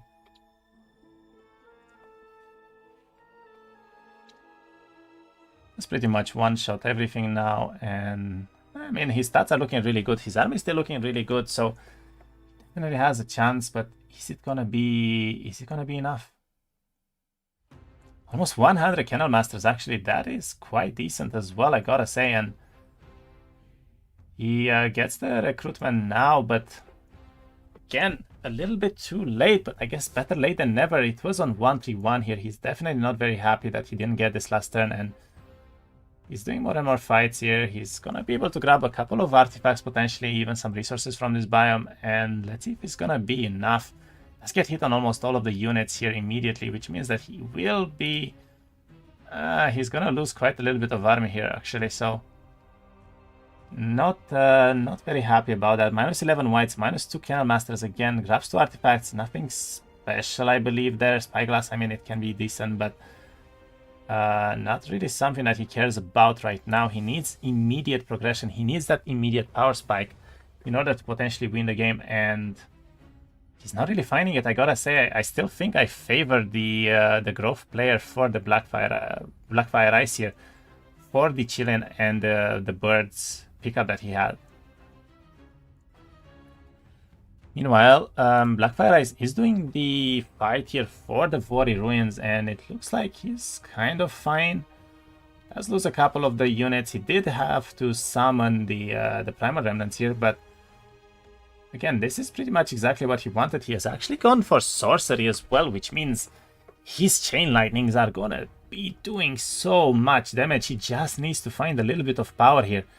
And this is gonna be a disaster if they actually connect with the army that with the army that Keszu can bring here. He's looking like he wants to pick up the Chillin upgrade right now. And he's also gonna think about grabbing this +1 levels for the spells, because he has that Spellbinder's Hat, which means all of his spells, all of his level 5 spells are going to be max level. And I gotta say, that is extraordinarily strong right now for Blackfireice here. I mean, having the Spellbinders early on is gonna be really, really good for him. I gotta say though, he has almost no astrology. He's still heavily behind Keszu.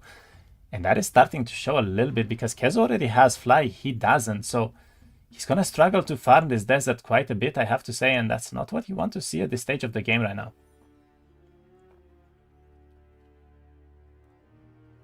When Blackfireice uses Phoenix Awakening, it boosts his hero stats. Yes. Every focus charge that you spend as Grove is boosting your hero stats, I think, by 1. So when you use Awakening, it's like 2 or 3 stats. He does pick up a free level up there, and still needs to find a little bit more here. He's not really getting a lot, and it's starting to show a little bit. He does have 2 second wins as well, which is decent. Does find a Utopia here, which could be exactly what Blackfireice needs.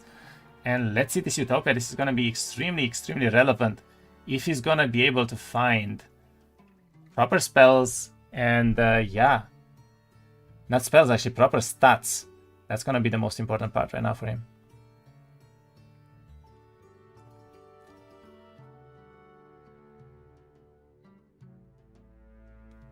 It's like he's going to try to Judgment one of the stacks here. I mean, he doesn't have a lot of mana either, so he needs to be a little bit careful, actually.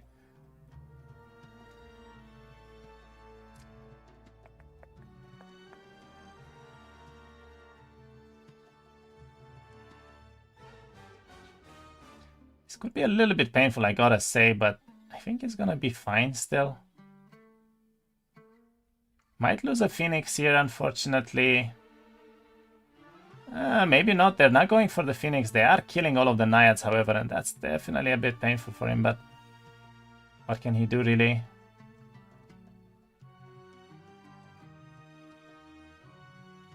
Does have the summons here, and they will do a lot of damage, so...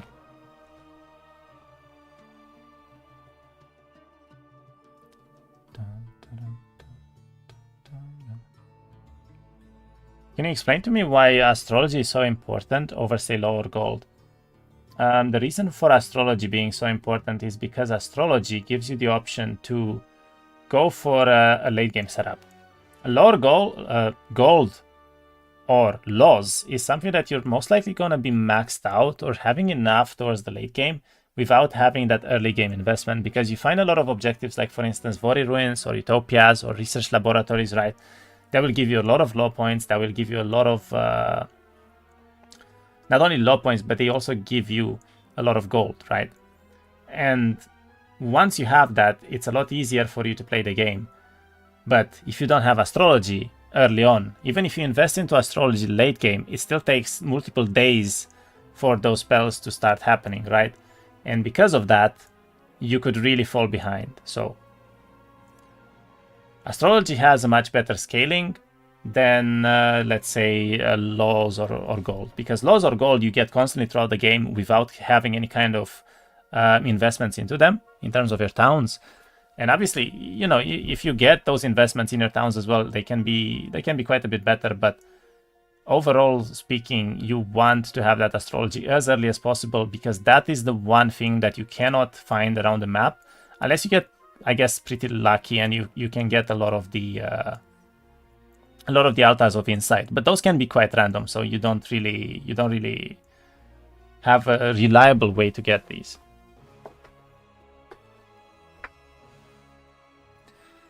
Okay, 2 more days right now. Blackfireice did pick up all of his units here. He has 31 Chillins right now and 6 Firebirds, actually, so a decent game for him, but his stats are still looking rather bad here, I gotta say.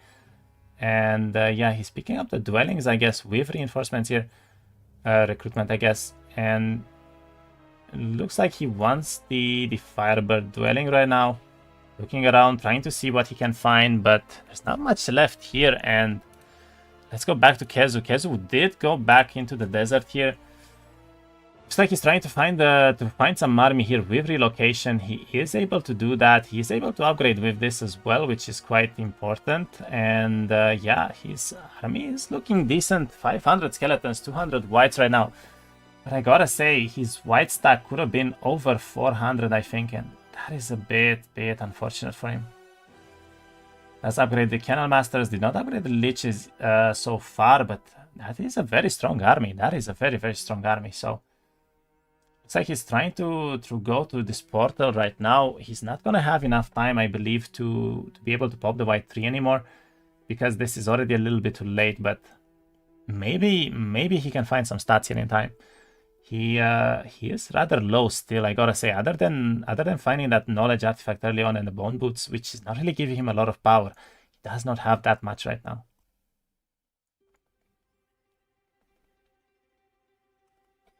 Astrology, more movement, more objectives, more strength, win game. Yeah. Again, Exodus is always better gold than astrology. No, it's not. No. Maybe early on, like if you get some, let's say, gold and banks. Banks is very important to have, by the way. But you don't usually want to go past those banks and build the second upgrade into laws or gold as well. You want to build that second upgrade into astrology from almost every single town. So I do think it's definitely more important at some point to have that astrology early game starting to stack up and being better and better. So, right, Keszu does a very nice fight here. He looks like he's picking this up pretty easily, and yeah, I mean, he has the speed on terrain as well. He's going to the portal now. He only has 2 more days here, and not a lot of movement right now. He does find the 7 eyes, which could be quite relevant for him. Does have wings here as well, but he does have flight already, so not the best pickup, honestly, but does find a tome at least. I mean, a tome could be good. He needs spells. He definitely needs spells, and I definitely think he likes that. There is 50 to 99 arbiters. I mean, at this point, he can do almost any fight, right? So he's not that worried about these things, I guess, anymore. Look at those skeletons, actually. They have so much movement speed. That is crazy. Hello, fellow Aris. Hello, hello.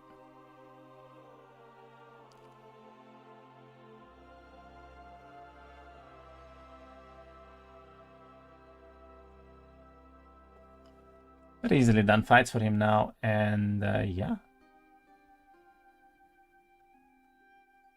Picks up some experience. Does look like he wants this tome right now, and will be going for it. So Keszu is in the desert. He is picking up some really good objectives, and meanwhile, I gotta say, Blackfireice is really struggling, I think, because he does not have that much in the end. He's doing just some random fights next to his biome here, and he's not even in the desert yet.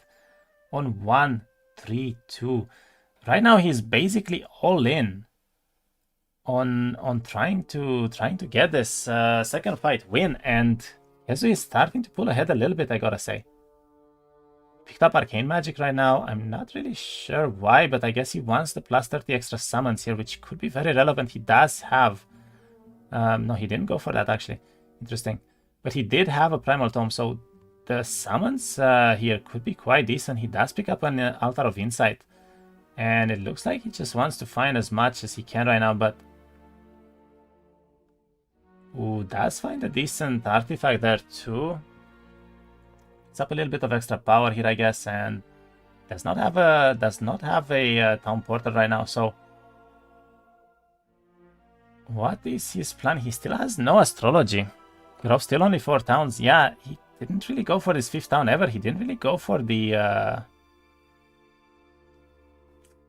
desert either, which honestly is a bit of a misplay, I think, because he's giving Keszu a chance, and Keszu only needs that chance. I mean, he's running around desert doing every fight at this point. He's very, very strong, so... Went for resistance too, by the way, so Keszu is ready. He does not want to lose to spells anymore. He wants to have this army advantage, lead with the units here, and that's exactly what we see right now. Won the first fight. I was away cooking food. Grove player won the first fight.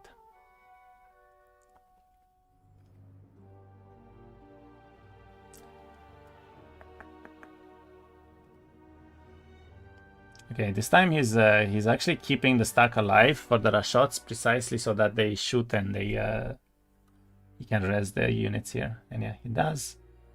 And now it should be a pretty easy fight. I don't think he lost any whites, so this is looking rather decent. It's Keszu, by the way, and that's how you pronounce it. Keszu, well, Keszu. Sure. Keszu.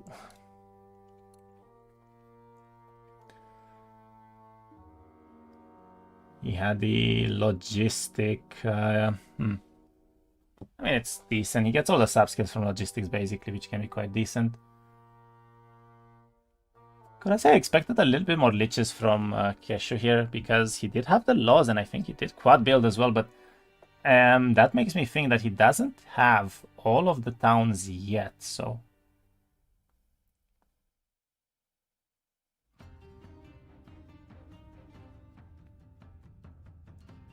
Looks like he's taking the fights just to think a little bit here. He has a lot of movement, he has flight as well. So this desert is getting farmed quite quickly here, but he still did not find any stats. Realistically speaking, he's only on 19.8 with almost no spell power here. And he's gonna fight against a mage that is going to have almost every single spell in the game at level 4. With Thaumaturgy and a lot of mana, so... Keszu is definitely struggling a little bit. He finds a fight here finally for a Utopia and a Scales of War, but it comes with 20 plus Apotheoses. And I guess he's a little bit too scared to do that. And yeah, he only has 1 day. This Utopia needs to give him a lot of stats right now. He has all the towns, just no gold. Well, he did just find a Utopia here, so he might find the gold that he needs to pick up at least all of the units, but he needs to find not only gold but stats as well. His stats are still looking rather bad. He does have a lot of mana at least, so it's gonna be a longer fight for him, but is he gonna be able to make that happen?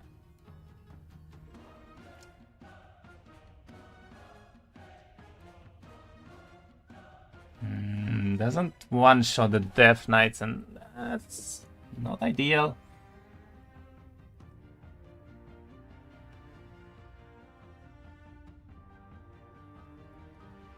Stat shaming. Well, I guess in a way. One Death Knight available here. Ooh, loses minus 30 whites actually. I think he was able to maybe rest them. He had an energize next turn, no? Okay, I think he just doesn't care about the whites anymore, to be honest. He wants this Dark Hatchet right now. I think he has the full set. Wait, was that the last piece? I don't think that was the last piece, was it?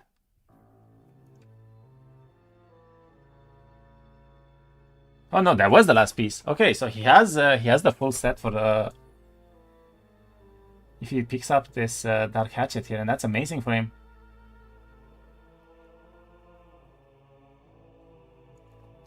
That is actually amazing. Wait, that's big.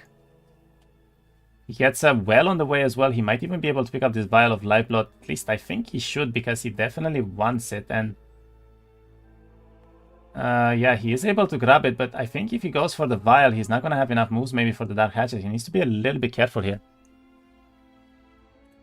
Meanwhile, what is Blackfireice gonna have for this final fight? It's only one more turn, I think, and it looks like he is trying to get to this desert. He does find another Utopia here. He needs to go back right now, sadly for him, so he's not gonna be able to grab this town actually in time. And I guess he's just gonna go for this Utopia, tries to get some stats, and probably tries to upgrade the Chileans before the final fight. At least I think that is likely the game plan here for him. I gotta say though, I feel like the stats are looking better for the Grove player still. Even without desert control at all. But the extra set that Keszu is gonna pick up here might make that whole difference. That whole difference though. Yeah, Blackfireice is considering doing another Utopia right now. He needs to move a little bit quicker because he needs to go back to the town. He's thinking too long right now. He does not have a lot of timer left, so chooses to skip the Utopia. Wait, what? Oh, he doesn't have any mana. But he needs the gold. He needs the stats too. Chooses to skip it entirely. Goes in, picks up the chillins here, and I guess he's just gonna try and get ready for this final fight right now. Not the best army, I gotta say, but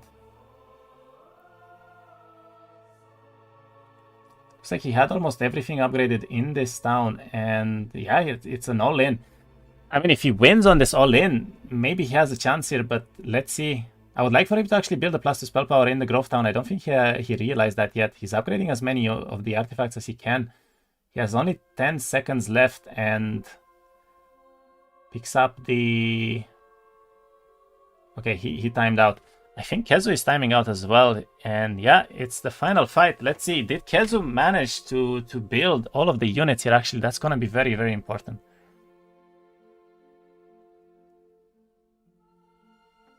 How even possible to have these stats without the 5th town?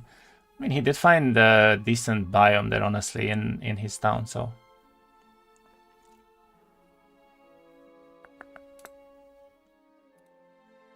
It's very important to see just how much damage Blackfireice can do here in the first turn. And he does go first, which is absolutely amazing for him. I don't think he should use the ability from the Firebird, actually. He should have awakened the Chillins, I think. It's only at level 3 Chain Lightning, so the Primal Magic is starting to show up here, and... Ooh, but that is so much damage from this Chain Lightning still.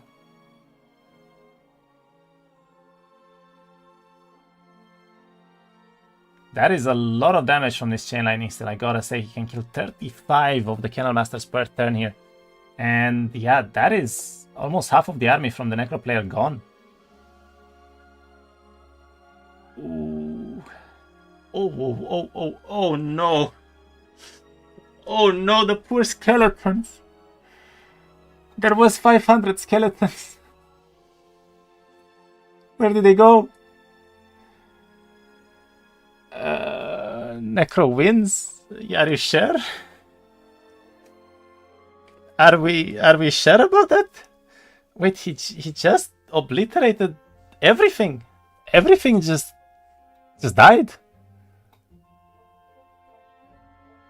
Wow.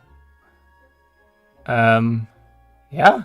What can you win on? I mean, the Kennel Masters just die next turn to another Chain Lightning.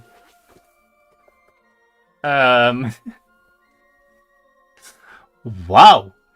We just saw Grove absolutely destroying everything in one turn here. On the second final fight even, which is quite unusual because this is not the timing you'd expect Grove to be this strong, but yeah. Blackfireice, I think, is winning this first game. I mean, there's still the Liches, they can still res, but he only needs to summon once, right? He needs to summon once, and then Keszu quite literally cannot win anymore.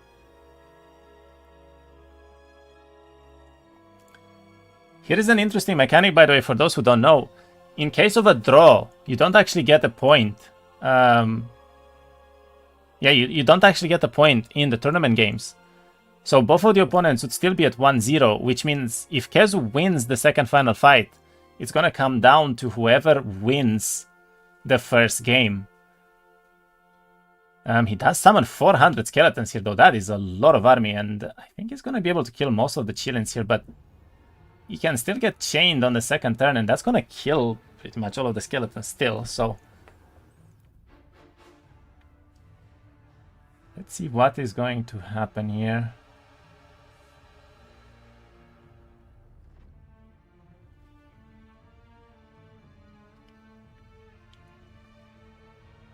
Yeah, he does go for the Kennel Masters.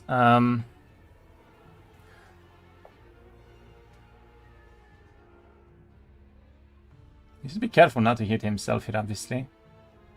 No, but the spells is just too strong. He kills everything.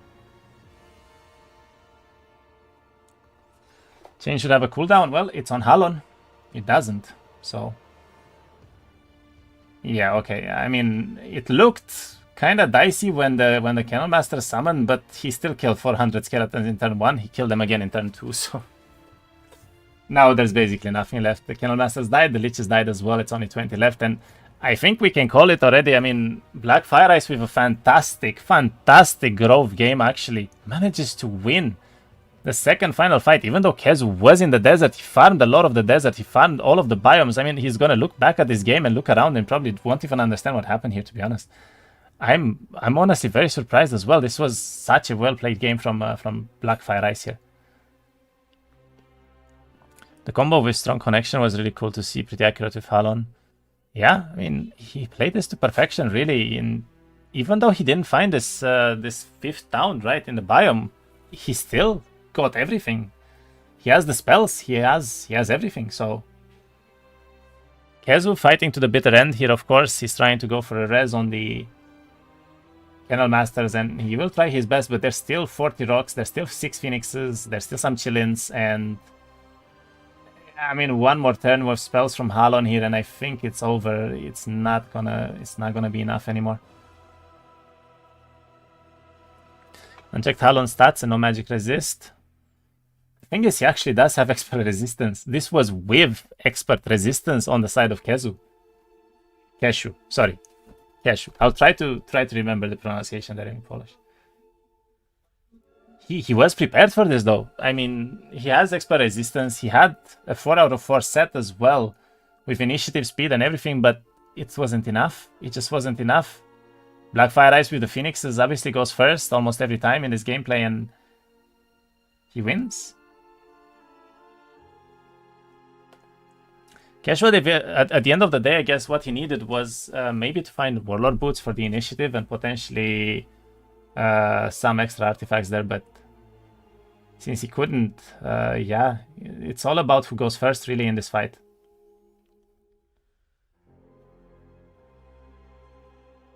Now he can basically just move away the Phoenix, he can chain the Liches and then just Lightning Bolts, or I guess even a summon right now. He could just summon and probably win immediately, to be honest.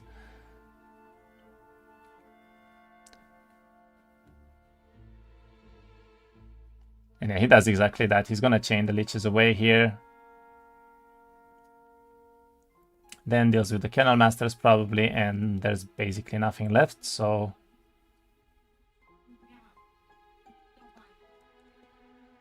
GG's. Well played. Wow. That is very surprising win. I did not think that Blackfireice had this, to be honest. I saw Keszu in desert there, and he didn't even go for a 5th town, yet it was enough. Yet it was actually enough versus a Necropolis player that had a very good game, I would say. Very good game, very good biomes, very good everything. Look at his set as well, like... Wow.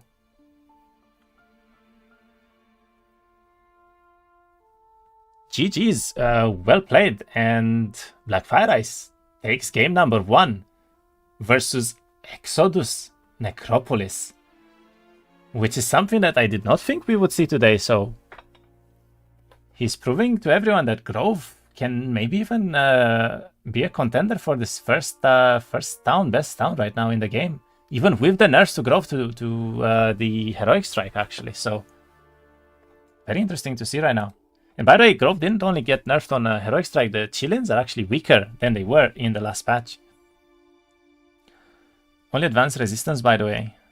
Yeah, I think if he had expert resistance, maybe it was making a bit of a difference, but I still don't think this fight was that close. There was still all the rocks alive, all the Naiads alive. There was still like 3 or 4 Phoenixes at the end, right? So...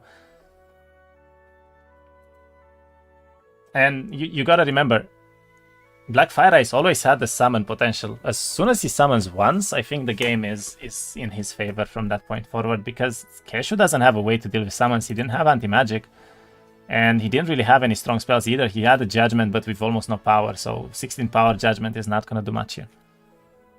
What MMR is this game? 2K at least. I think both of them are over 3000 rating, and both of them are like top 100 players or so.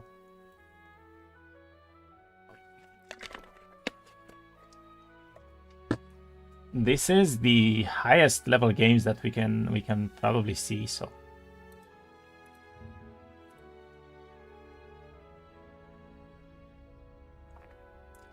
very interesting still, very interesting.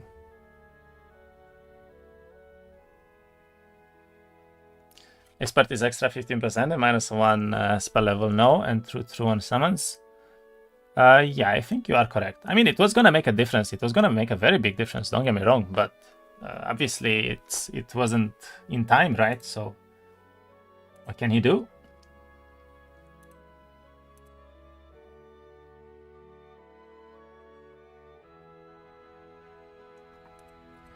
Right. Short break right now until the players are gonna be ready, of course, and then we're gonna go into the next game. I would like to take the short break to again announce the sponsors for the tournament and to thank them for providing the prize pool, which is Ubisoft, with the 5,000 euros that will go towards the participants here in Split. And then we have Dark Horse Gaming. And let me put the sponsor screen as well. Dark Horse Gaming and Gamebook with some extra items to the participants. And of course our media part Patreons see the action. Much thanks and much appreciated to all of them. And yeah, we're gonna see a game number 2 coming up very soon between the two opponents that is gonna be very interesting. I'm guessing we're probably going to see probably Outcast tournament. I would assume. I don't think that that the opponents are gonna pick Helltide here. And yeah, Blackfireice did go for Outcast. Keszu picked Schism here. So he actually picked Outcast against Schism instantly, which is quite interesting.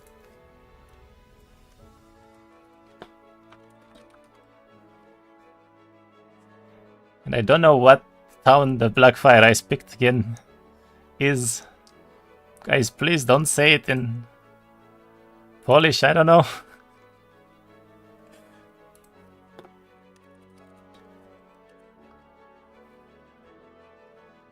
There's no Helltide that takes half a day.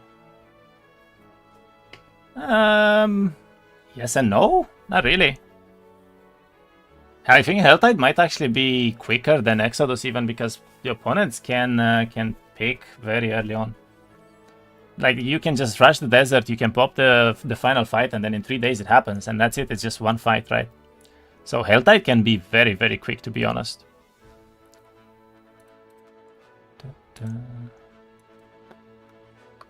Outcast tournament is our second game of the day here. Blackfireice takes game number 1, and they're going to play Temple. Very interesting Temple pick, actually. So Temple versus Schism on Outcast tournament coming up in game number 2.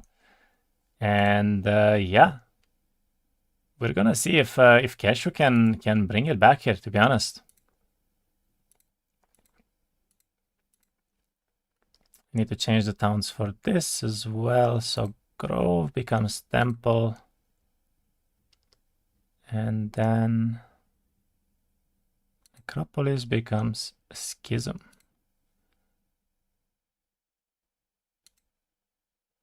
Okay.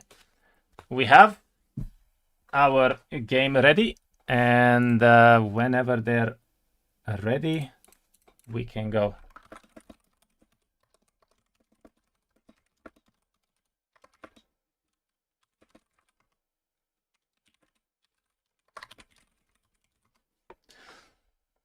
What is the map? The map will be Outcast Tournament.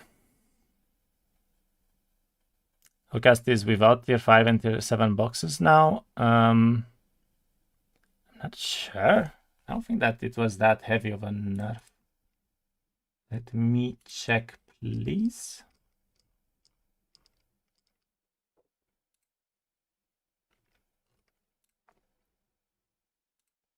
Patch number 13.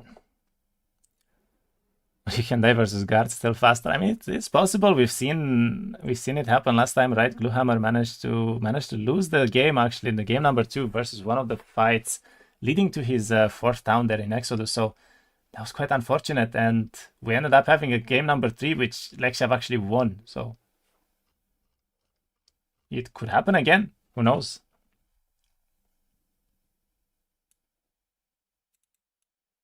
Just as Pandora's box distribution and higher external dwellings in starting areas. No, but I don't think that removed the high tiers. I think it's just like more even now. And you have more dwellings. I'm pretty sure there are more dwellings right now as well. But I don't remember a change being to remove them entirely. Actually, we'll see probably in the game now. I didn't check myself. Middle zone without boxes. I don't think that's supposed to happen. To be quite honest with you, that sounds a bit strange because the middle zone is supposed to have boxes.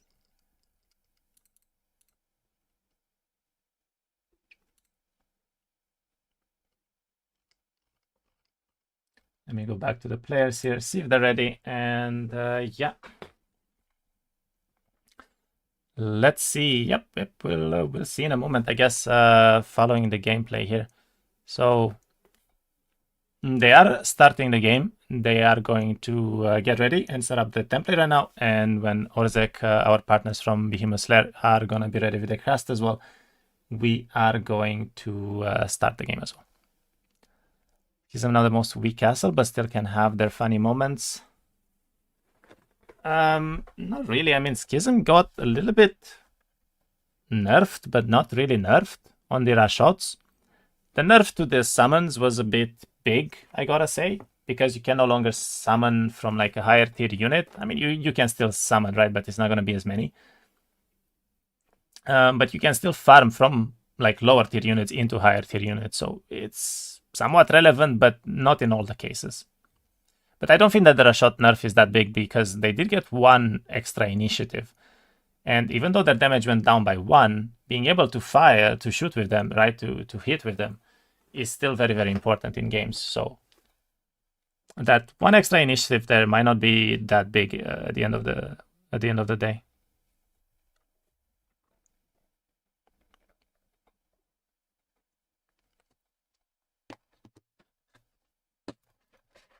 I need to put this somewhere.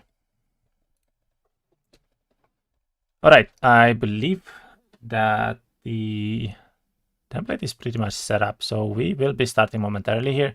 It's going to be very interesting to see actually if Blackfireice is going to be able to do something with the temple pick here, because it is Outcast Tournament, right? And Outcast Tournament is not exactly, we haven't really seen temple being picked at all, but we got to remember, temple got buffed. Temple got buffed quite a bit last patch. A lot of their laws are now much easier to get, much better even, and yeah, we could see a very interesting game here coming from Temple.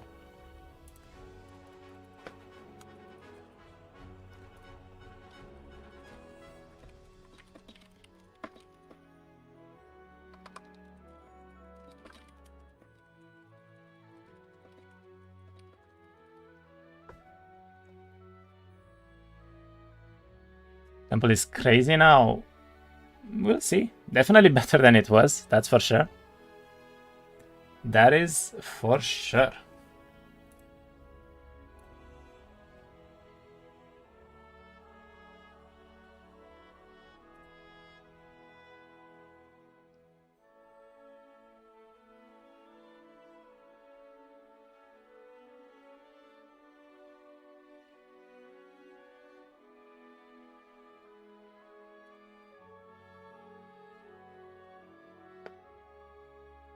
Leah can also do some funny gaming for sure. Judgment Start helps. Wait, is Leah the hero that removes daylight magic from the opponent? I forgot which one that was, but I think it's Leah, right? Because this could be very relevant. Daylight can be quite strong here. And yeah, I mean, if we're gonna see a Leah pick, it could be good. So good choice for Temple Hero. Yep.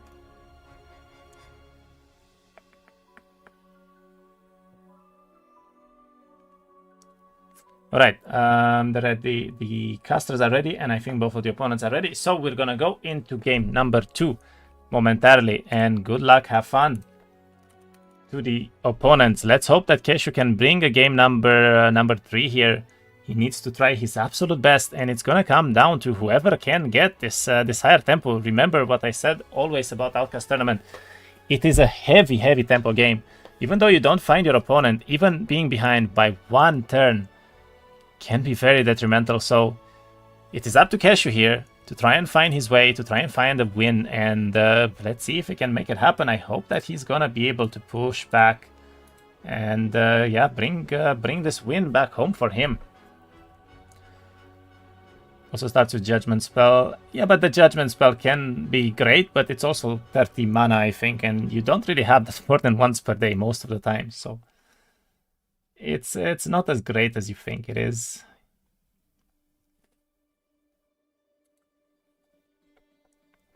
Alright, so Keszu here is picking up the upgraded rush shots immediately. He's looking like he wants to find something around his biome right now. He doesn't really find much. He does have an arbitrator dwelling right next to his town. 2 arbitrator dwellings right next to his towns here, which could be decent to be honest, but yeah, not really any boxes right now around his towns, and that's already not great. Meanwhile, on the side of Blackfireice here, he picked up a level up, I believe, and it looks like he has a box already on the Light Weavers, but he does come with an artifact, which is gonna be a bit rough for him to do early on, and I guess he's just gonna check his break. It is actually Leah pickup, by the way, which is very interesting, and he has what I would say a fairly easy break for Leah, because he can technically just get rid of one of the stacks there from the queens instantly with that Judgment Spell. And he does also see a tier 1 box as well, but it is on upgraded skeletons, I think, so that will be a fairly difficult fight to do immediately, and he actually chooses to restart here immediately. Okay, very interesting, very interesting. Bloat is at the front door, yeah.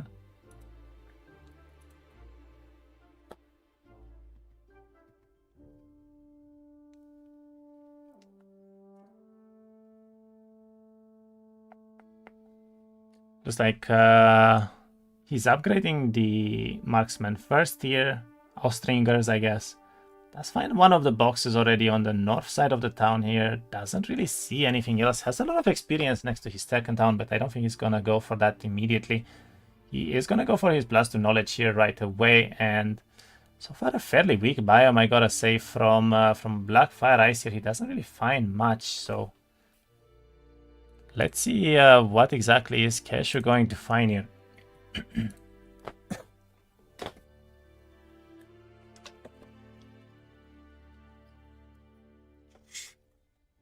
Did go for the Duvri. He does have that early logistics, and he really needs a little bit more. However, can pick up can pick up Thaumaturgy there, but he decides to skip it for now. And would you look at that? Okay, Keszu does find a rush shot box, but I don't think he has enough moves to potentially grab this on turn 1. So we might see a day to reset, or we might actually see him. Ooh, he just goes back here. But he doesn't really find anything else, so I don't think that going back here is going to be a keep for him. Honestly, I think he's probably going to reset this. I don't really see a reason why he would keep basically nothing on turn 1, right? Logistic on day 1, give me that. I think Duvri starts with logistics, if I remember correctly at least.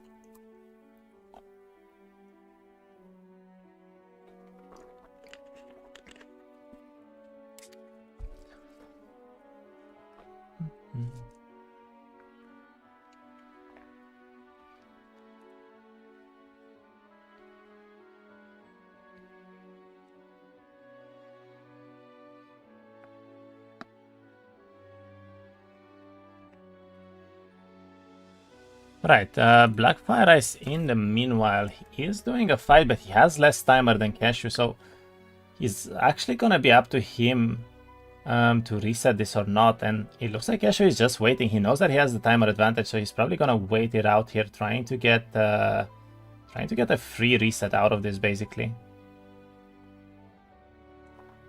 This is a bit painful for Blackfireice here, and he's gonna lose some of the archers as well. I'm not sure what this fight is for, but he does have... yeah, he does have a judgment. He doesn't want to use that judgment yet. Looks like he's gonna try to block in a smart way here, so that they're gonna go for the ranged attacks, and yeah, looks decently enough still.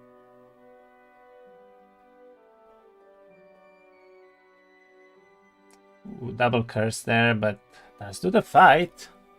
If this was for a box, I mean, this could be archers, and he would have a decent amount of archers right now instantly into the game, honestly. This could be pretty decent. He actually went for expert sorcery, and that was griffins even. Wow. He chooses to skip it? What? He had another free box right on top of him. Honestly, that was a pretty good start for Leah. I think he wanted archers, and he got a little bit upset that that was not good enough for him. I mean, Griffin box can be decent too, honestly, and now his biome is it's rather empty, so he's already getting punished a little bit here for the reset. Meanwhile, on the side of Keszu here, he's hoping for a better biome, of course, and let's see if he's gonna be able to find it right now. What about the Temple Law? Am I correct that player Blackfireice can't use it? Yes, we did not fix the Sacred Lands Law yet, but we still forbid players from using it in tournaments as it is still bugged. But it is not something that we will ban for like normal usage in games, I guess. It's just like, it's there for everyone to pick up basically, so.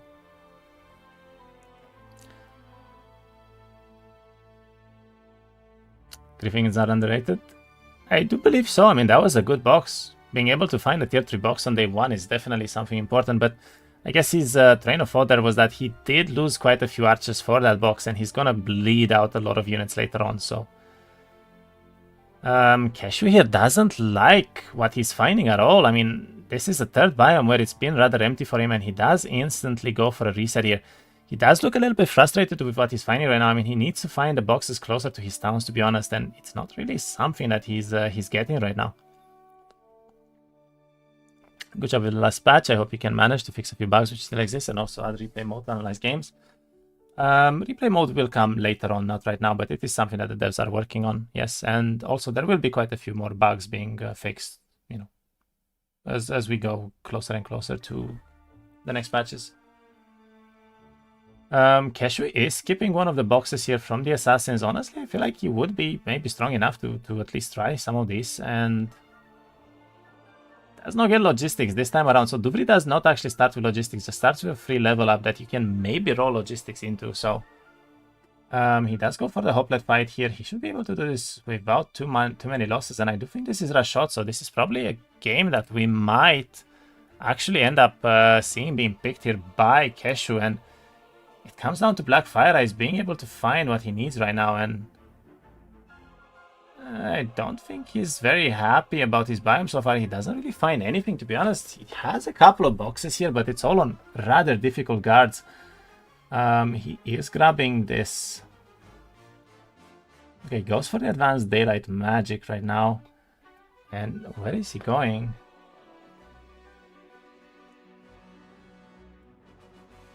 I'm a little bit surprised that he went towards this box on the Agashots, but he didn't actually choose to pick it up in the end. So he's gonna port to his second town. He does have a little bit of extra knowledge right now, so he's gonna be able to at least use one judgment whenever he's gonna try to do a fight going forward. He's gonna have that judgment plus town portal available for himself, and I mean, it does look like a really rather rough start for him right now, but he is having quite a few boxes around this town, so if he can find a way to do them all, I mean, he's still okay. He should still be okay.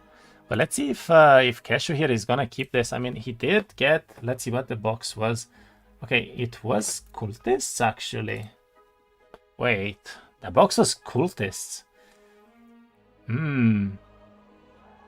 I'm honestly not sure if he's gonna like that too much, because cultists early on for Schism can bleed a lot of units, but he does end turn, so there are no more resets. That means that what we see right now is the game that we're gonna play, and by the looks of it, Keszu here wanted to go for the cultist gameplay, and let's see if it's gonna work out for him or not.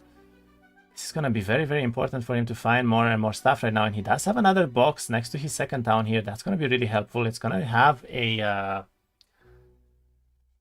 Monty Hall right next to it, so this artifact could actually be quite relevant here. And let's see if he's gonna be able to do these fights for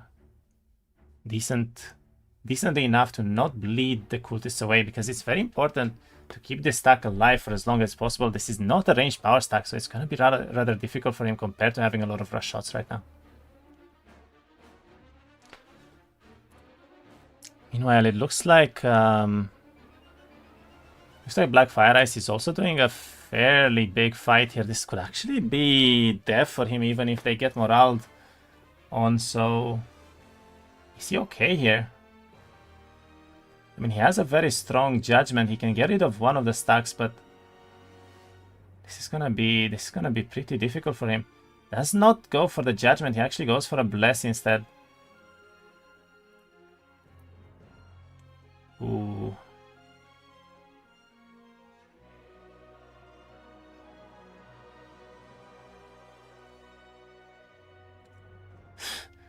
The problem is that I think this is gonna be Griffins again.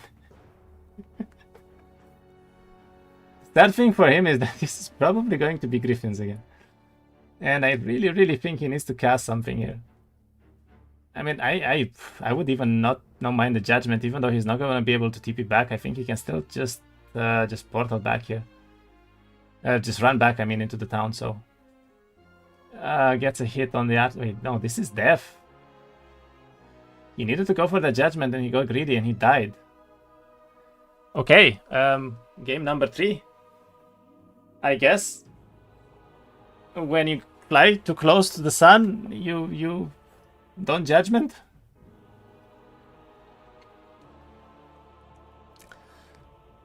Oof.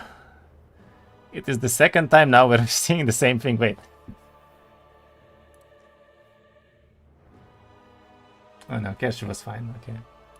I was watching Keszu here doing a fight versus basically the same fight, but he has a lot more units because of that that cultist box. Obviously, having a tier 2 box already is much better. So, and yeah, game number 2. Blackfireice here dies in the box, and we're going for game number 3 on Helltide, I guess.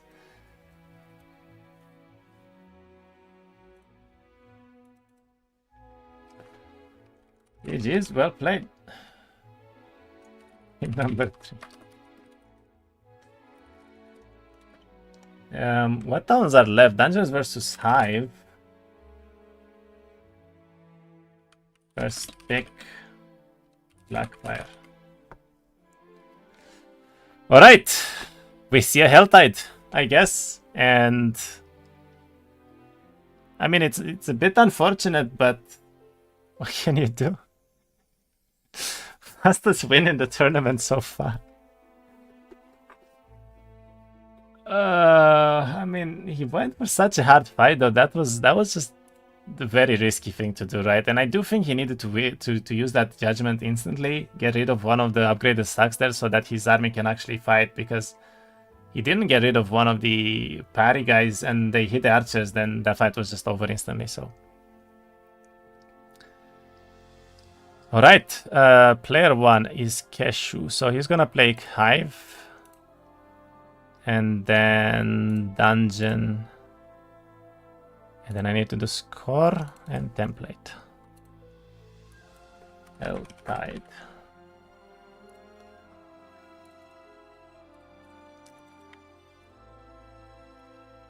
Okay, game number 3. We have a third game series. I mean, I did want it, I guess.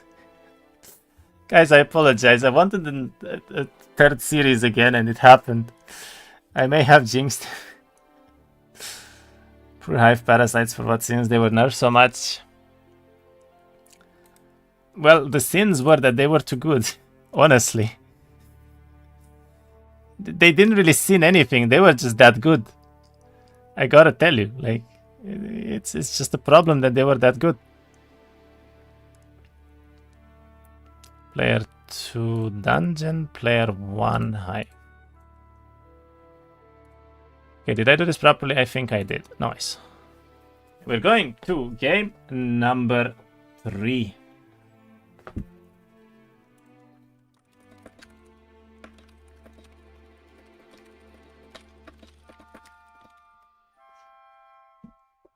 They was the working horse in the town before tier 5, tier 6.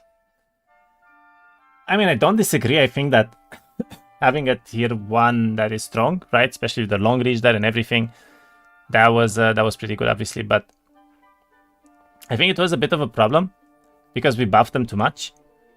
and basically everyone was playing Hive on Parasites only, almost. Like they were going into fights even without the tier 2 or tier 3 units sometimes. And Scorpions were very weak as well, right? So the tier 1 units for Hive almost became like a tier 4 unit for Hive, more or less. And they were stronger than most of the other tier 1s in the game. So they did need to get nerfed a little bit from the previous power spike that they received. At least that was the intention. If they go nerf too much, they might get back a little bit in the next patches maybe, but we'll see. Do you think the Hive rebalance was enough to affect gameplay? Small initiative buff doesn't make Scorpions available. We'll see. I mean, we definitely need more data for these kind of things, so. Alright, they are starting the game right away. We will not need a break since we basically just had one. And yeah, game number 3 starting right now. Keszu on Hive, Blackfireice on Dungeon on the Helltide template. We've seen this exact matchup between Lekshav and Gluehammer last time, and Lekshav actually took a fairly easy fight on the Hive here, and it looks like he actually got Zoran. Zoran is very strong because we've seen this this worm gameplay being one of the most preferred ones so far. So I think a little bit of a strange ban from Blackfireice here. I don't think he knew that Zoran was this strong. So quite an interesting idea here.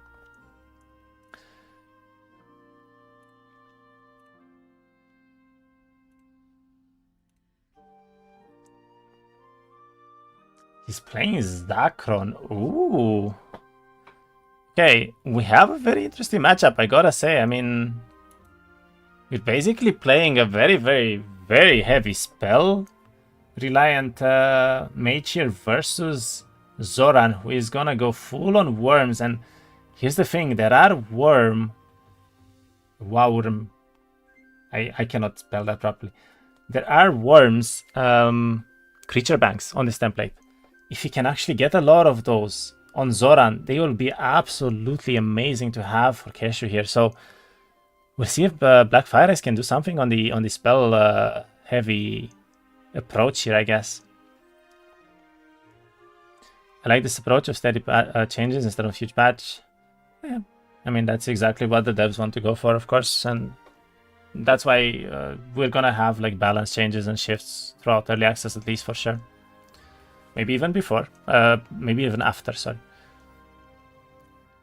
Scorpions became weaker, minus 5 HP, minus initiative doesn't make them better for me. I mean, in all fairness, Scorpion HP was always a little bit too high, and I think the main issue for them is to actually get hits in. So I do think that the extra initiative there was a good change, but personally, and this is a change that I think might be a bit too strong, but I wouldn't actually give them initiative, I would give them extra speed.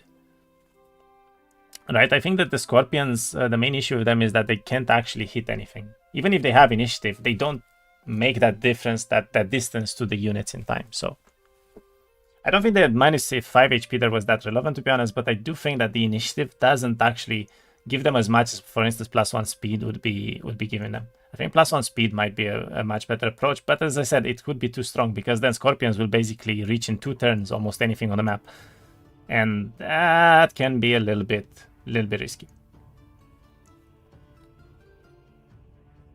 It's interesting that Blackfireice took all tier 1 spells and not Codacious. I think it's hard to use without focus generation. Yeah, but we've seen a reset. Like, whatever happens in these first few games doesn't really matter unless we basically see them going to turn number 2. And right now, both of the opponents are basically just going to look for a start, right? They're going to look for dwellings, they're going to look for something to do on day 1, on day 2, and they're going to try to gain as much army and as much units as they possibly can in order to make that happen. And I think that's an altar. No, that is a tomb curse there. He does have a decent amount of army here immediately into the game, so this is a pretty decent start for Blackfireice, but let's see if Keszu can match this, and it looks like he cannot because he did actually just reset right now. So I think this is already the second reset that we're seeing. I think it is 1 and 1 used so far, so both of the opponents still have a reset available from what I noticed so far. Speed is the issue, but because they have their speed skill, they could have too much speed. That is true. That is very true, and this is why it's hard to balance these things, right? This is why the devs are making constant balance changes as well, because obviously it matters a lot to not overbuff a unit where it's just going to be absolutely broken for a few weeks there, maybe even. So they do need to be careful when they do these kind of things.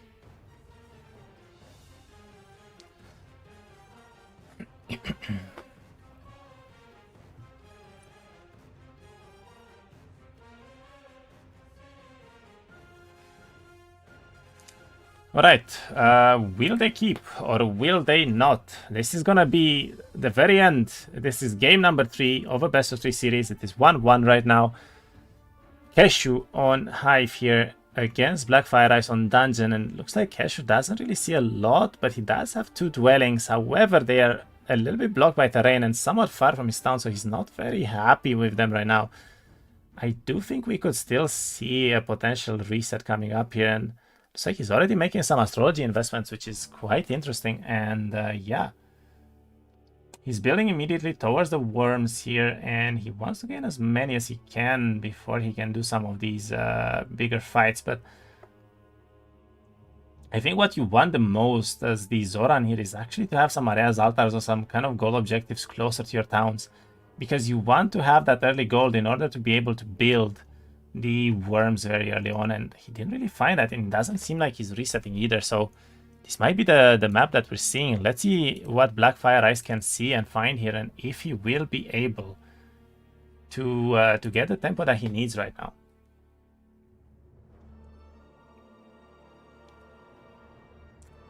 He did keep. Again, this makes me wonder if Blackfireice still has a day to reset, but I don't think he does.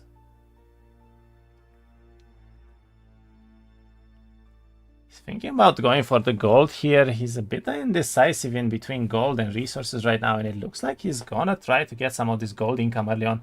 He does already pick up the banks, so this is what I said earlier, right? You want to build a second upgrade for the town hall, and then you want to go into those banks early on, but not actually the astrology investments yet. You usually want to keep those third upgrades for the astrology later on, but because they are so expensive, you kind of want to get the higher income first. And honestly, it looks like a very interesting biome for Blackfireice here. He has 2 dragon dwellings with a Alvari ruin. We could actually see a dragon gameplay coming in. He's making gold investments already, and quite heavy ones, so I think this is exactly what he might be planning here and why he kept this map. Interesting, very, very interesting. So Keszu needs to take this early game as well as he can, because if Blackfireice goes for dragons, they can be very, very strong on a mage hero that is immune to other magic. So let's see, what will Keszu choose to do? So right now it's looking like he wants to actually get these early dwellings, so he's not only going to play on worms, but he actually does want some army on top of that, and this is a little bit interesting to see. He is quite broke right now, so he's going to need to get a little bit more before he can really snowball through this map. Armageddon game Rage. That could be. I mean, he's playing a hero that has extra primal magic, right? So are we actually gonna see the Armageddon gameplay here with level 4? That could honestly be the case, I gotta say.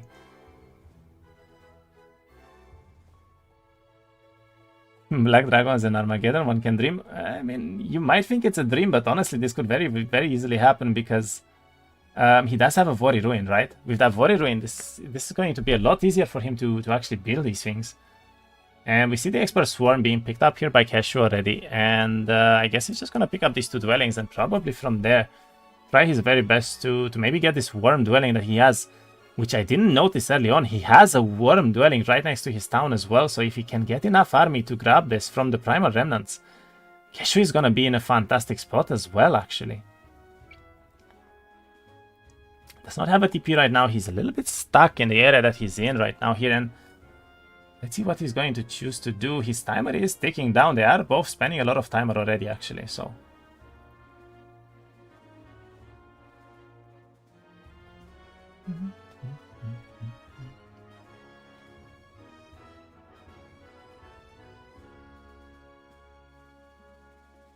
He already has enough army. Well, I guess it doesn't really seem like he believes that to be the case. He's trying to do as many fights on the worms alone, but he left his army in a bit of an awkward yeah, he left his army in a bit of an awkward town if he wants to go for those primal remnants, because he will need to pick it up from this town and then to move it to the other town. So a bit of a strange positioning here coming from him. Worms versus Worms.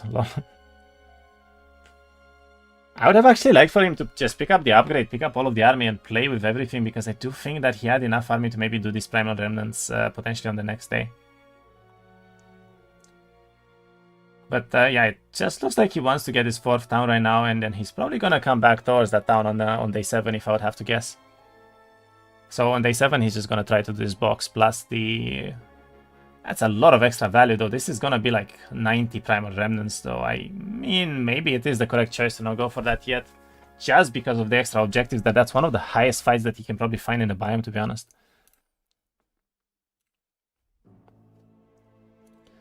Meanwhile, Blackfireice is, I mean, just doing every fight that he can right now.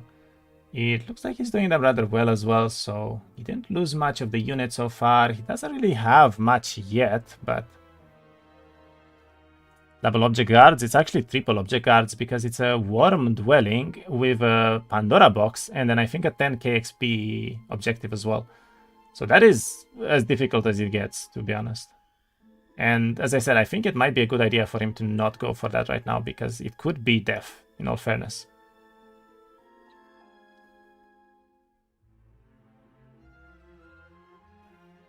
Sadly, they do curse the assassins, so they are gonna take quite a bit of damage here, but...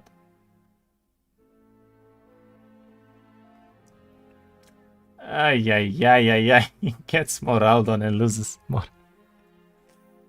Wow, okay, wait. Zoran with... Zakron, sorry, with a logistic first level up. That is amazing for Blackfireice here. I did not realize that he actually picked up logistics that early on.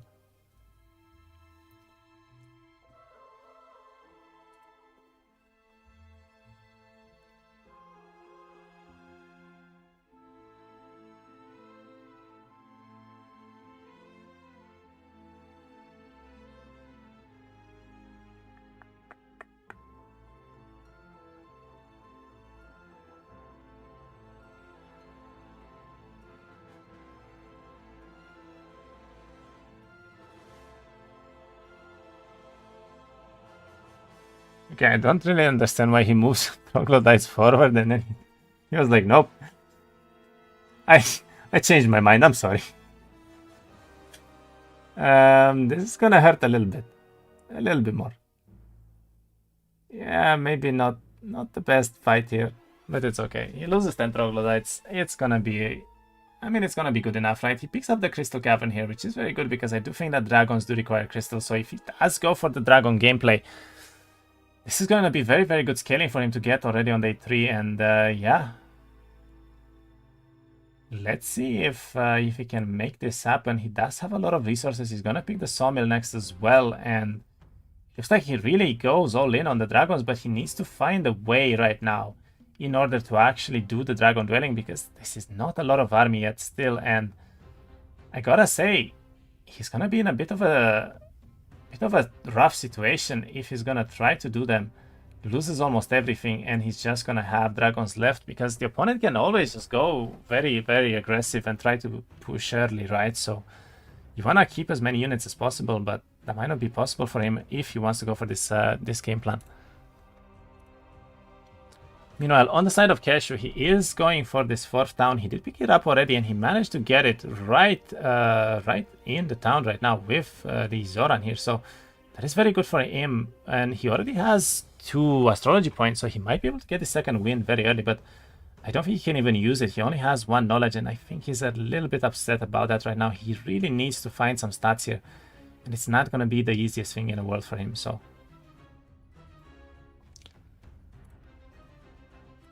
Let's see what is going to happen here with Blackfireice. I do think that he's probably going to go for another town here try to get that army from there, and then let's figure out what his game plan afterwards is.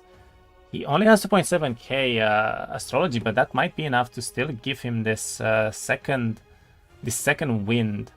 Maybe next turn even, and after that the game plan should be a little bit better for him as well. He does not go for this 4th town, however, and that might be a bit painful for him. He's still trying to find some things to do. I would like for him to pick up this experience right now. I do think that is definitely a very, very solid pick. And yeah, let's see if he can make something happen still. He has a lot of experience around him at least, so his Zakron is gonna get a couple of level ups here. There is another thing about this hero. You usually want to build a level 4 mage guild and go for the summon star childs, right? This is the main gameplay that you have for Zakron. But if he goes for that, he's not actually going to have resources in order to build the dragons in time. And that could be a little bit awkward for him to deal with. So we'll see if he can make something happen here. He's trying to see if he can portal here, but doesn't have any mana, any town portal available for himself still. Let's go for the back to town. Actually, he wants that extra mana, I guess, and now he's gonna go away. He does have the 4th town already, actually. That was my bad earlier. And what is he gonna choose to do next here? He has another treasure box right next to his town. I think he's skipping these a little bit too freely. I mean, experience is very, very strong early on, and he needs as much as possible. So he sees a Dragon Tabard here that is gonna be very relevant if he can actually grab it early. And is he going to go for that? I think he probably will. And yeah, that's definitely what he's hovering over. That was not the Dragon Tabard, actually.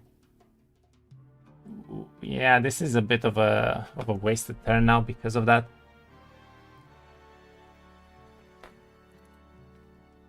Meanwhile, on Keszu's side, he's doing a couple of rush shots right now. Nothing crazy. He does have 2 extra worms, so he did pick up the worms in one of the towns already. He managed to build them. And it looks like he grabbed all of the units. He's already looking towards potentially breaking to the next zone. I mean, it is 1-1-5.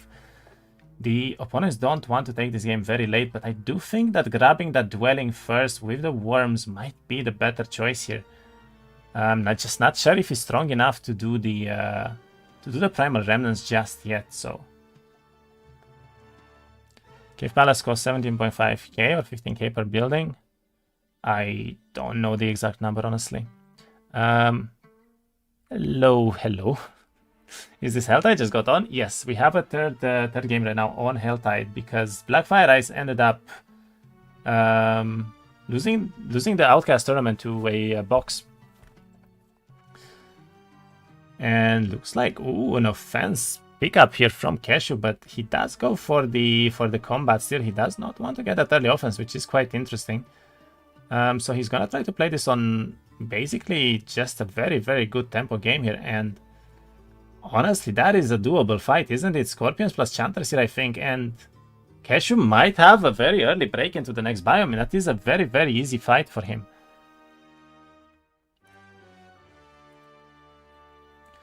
Meanwhile, honestly, I think Keszu is in a very good spot. And I would actually favor him to win this game. So we kind of need to look a little bit at what Blackfireice is trying to do here, because I don't think he has the way to build the dragons, at least not on this week anymore for sure. So he needs to be quite a bit careful as to what is happening here. He had a fairly dead turn, to be honest, in the last turn, and now he needs to make something happen. I gotta say that his break is also pretty decently easy here, so we might end up seeing both of the opponents breaking at the same time. He does have fireballs and he does have a couple of spells to his advantage here. So is this going to be enough? However, for the shots, they can summon as well, and they can be very, very, very difficult to deal with. So what is he going to choose to do here? Doesn't have the gems at all. Yeah, I mean, he could go for the gem pond here, but I don't think he will. I think he's actually trying to break. So it's a game plan to break into the next zone as fast as possible for both of the opponents right now. And we do see Keszu pushing the issue here, and he actually does go immediately for this biome, which means Keszu is taking the lead right now if he can do this fight without losing almost everything. Let's see if he's able to. I mean, this is still not an easy fight at all. He only has the 6 worms, and that's basically it. So He will most likely lose most of the other army that he has here for this, but this could still very much be worth, to be honest.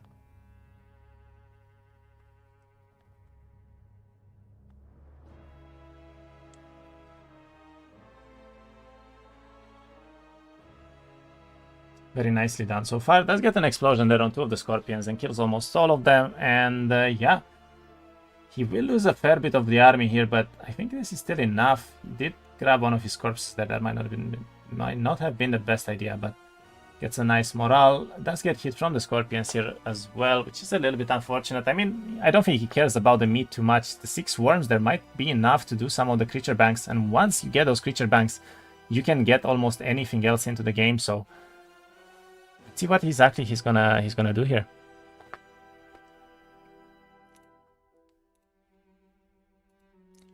Meanwhile, Blackfireice is moving around his biome. He did pick up the upgraded troglodytes here, so he thought that he's a little bit too weak to do that break still, and he's gonna take this game a little bit later. He does have the magic arrow here from, I believe, sorcery already, so he is having a decent gameplay still, but he needs to try and break next turn, or he's gonna be a little bit too far behind Keszu, I would say, and that's not gonna be good enough for him, I think.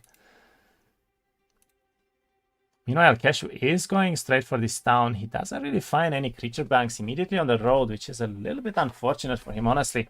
He finds a DK dwelling, but those can be a little bit bad because they will give you negative morale for the worms, and he might lose most of them, which will not be worth doing too much. So looks like there are a lot of chanters in this town right now. This means that he will likely not have almost anything else but the worms here probably, but it's still good enough, I would say. He does have a lot of tempo right now because of the heroic strikes as well, actually, which is quite nice for him. And yeah, he does this fight almost for free. Should not lose much of anything else here. Loses quite a few of the parasites, but he can gain more from this town anyway, so he doesn't care too much. And yeah, very nicely done fight. And Keszu with a day 6 town here on Helltide. Very nicely done so far, and he grabs a little bit more army, and let's see what he's gonna be able to do. I mean, if he can go into these creature banks already, this could be very, very, very, very big for Keszu, actually. So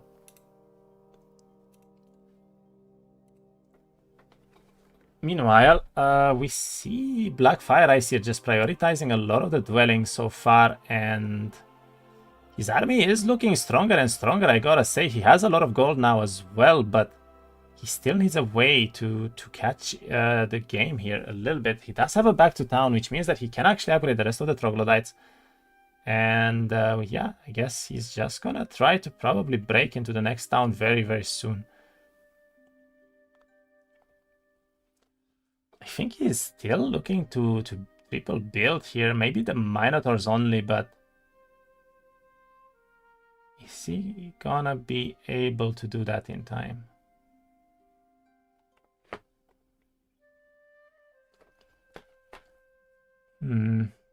I still think that that Keszu is definitely in the lead, because build up on this template is not that relevant. You usually don't get to week 3. Most of the opponents just grab a couple of creature banks exactly where the Keszu spot is right now, and then they're just gonna go into the desert. They're gonna pop the final fight, and then 2-3 days later, I think it happens, right? So by 1 to 6 or 1 to 7, I think we're gonna most likely see this final fight being popped by Keszu already. And yeah, let's see what's gonna happen here. He does go for another worm build up here, and he's gonna be able to pick up 2 more. So that is 8 worms on Zoran here coming into Helltide. And honestly, this just kind of looks more and more like a pick and ban phase that was a little bit of a misplay from Blackfireice, to be honest. So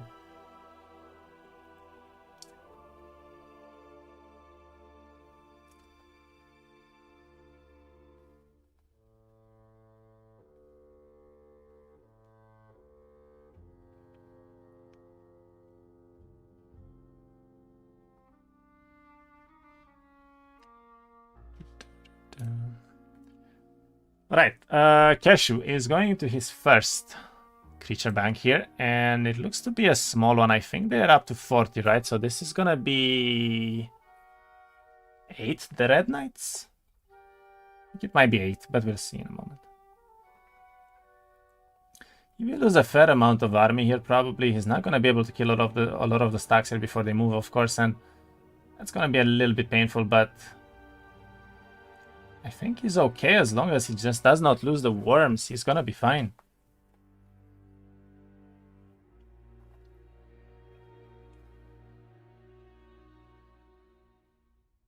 Yeah, he's gonna lose most of the parasites, but that's okay. He's gonna grab one of the eggs here already, and with the eggs, he's gonna probably be able to keep most of the units at bay here, and that's all he needs, basically, so... Oh, they're even going for the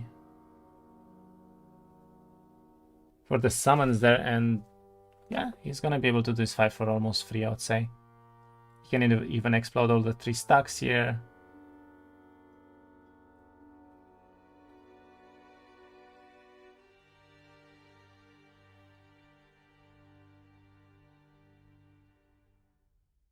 Alright, very nicely done fight for Keszu once more, and looks like he has another offense special pickup here, and he does indeed get 8 of these Dread Knights running now around with them. So Dread Knights are online, he has a lot of worms, he didn't pick up the Dwelling yet either. He could still probably teleport back there and grab the Dwelling right now as well, which he has 2 towns built up already. I mean, this could be very relevant for him. And he's going for a refugee camp right now, but... mercenary camp? I forgot how it's called.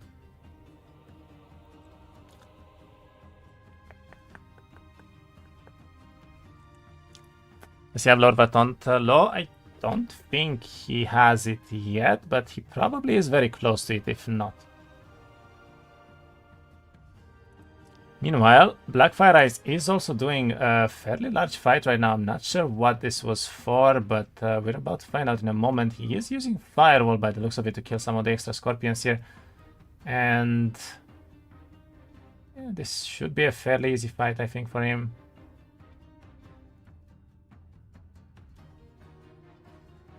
We lose a couple of Troglodytes here. This was for a break, so Blackfireice is not that far away from Keszu. He is just 1 turn behind. As I said, he is trying to get his tempo, and I guess he just gave up the Dragon idea instantly when he realized that he cannot break on the north there.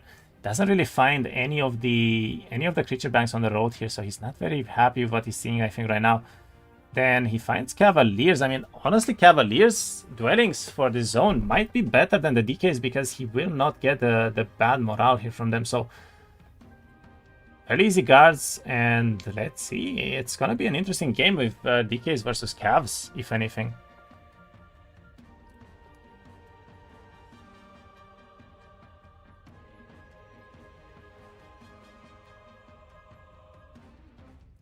(100 to 249 halflings) is not going to be a fun fight for him. He will lose a fair amount of army here, I think, so... yeah, the lower tier units here from Dungeon are gonna slowly bleed away by this point, but as long as he gets 1 of these creature banks, he can basically snowball the rest of them as well with just that 1, so... He does have a nice fireball. He kills 2 stacks immediately, and now he's just gonna come down to getting hit twice here, but that should be okay.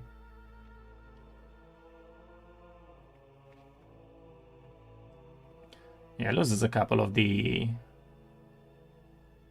assassins here, but that's fine. That's a magic arrow, which is quite helpful for him actually, because he's gonna be able to use that consistently without spending any mana. And let's see, the first dwelling I would like for an offense, for a defense pickup. I don't think you go for recruitment here, honestly, but he does still pick it.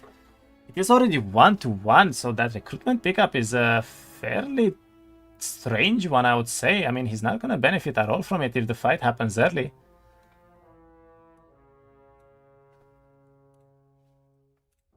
Meanwhile, Keszu here looks like he picked up another dwelling for the Red Knights, and he picked up more of the worms from the town here as well. He picked up another 4.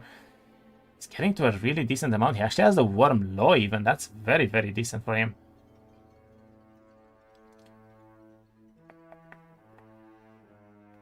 Does have a Vori Ruin. He'll probably skip it for now, but I mean, he's in a decent spot. However, he needs more than this. Only 2 decays is not going to be enough. Meanwhile, Blackfireice is doing this fight for a decay dwelling as well. So he's... Wait, were they decay dwellings and not cavaliers? This is also going to be 8 Death Knights here coming up for Blackfireice. So let's see if he's able to do this without losing too many units, though this is not going to be that easy.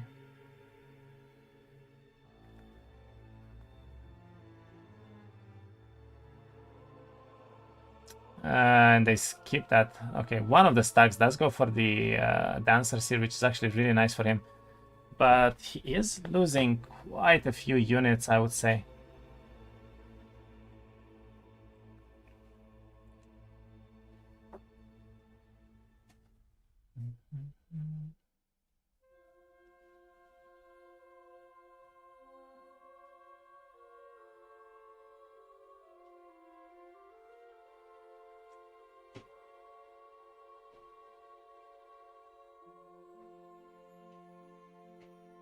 I gotta say, the spells on this template are so ridiculously important early on, especially when you see this kind of gameplay coming up.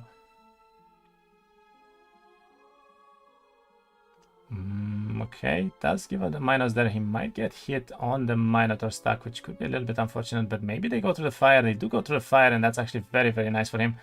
He ended up saving one of the stacks here because of that. And yeah, we see the first DK dwelling coming up from Blackfireice, and I apologize, this was DK dwellings, not cavaliers actually, so it's not a cav versus DK dwelling. It's actually a mirrored matchup right now between what both of the opponents can find, and let's see if he gets more DKs from this dwelling. His army might already be a little bit better than Keszu here, even though he is 1 turn behind in terms of breaking into this biome. So let's see what exactly he's gonna be able to do here.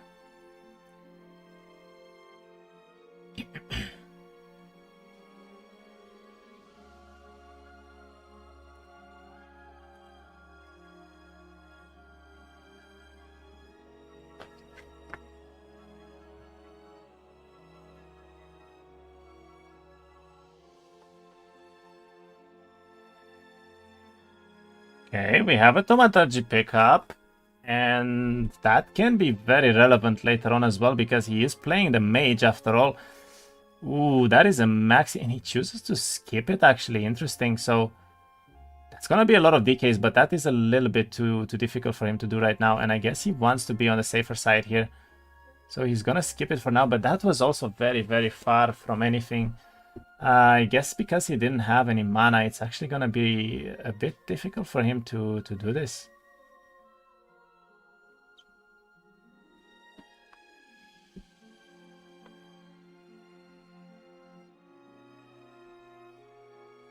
I gotta say, it's a very close game right now. Ugh, dancers in town. I mean, he has magic arrows, he should be fine. Honestly, I wonder if he was able to do the dogs actually on magic arrow. Maybe that was a good play there from him. He does have extra temporary mana as well from the law, from the triumvirate here. So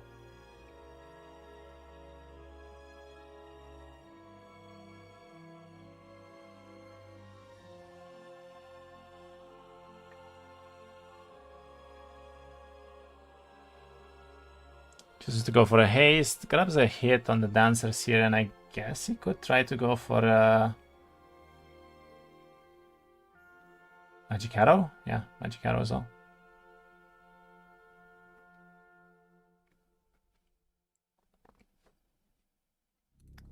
Meanwhile, what is Keszu up to? So his army didn't really change from the last turn at all yet, which means he did not pick up any other creature banks, and it's like he's doing a pretty big fight right now for the fairy dragons here. This could be a relic even, I think.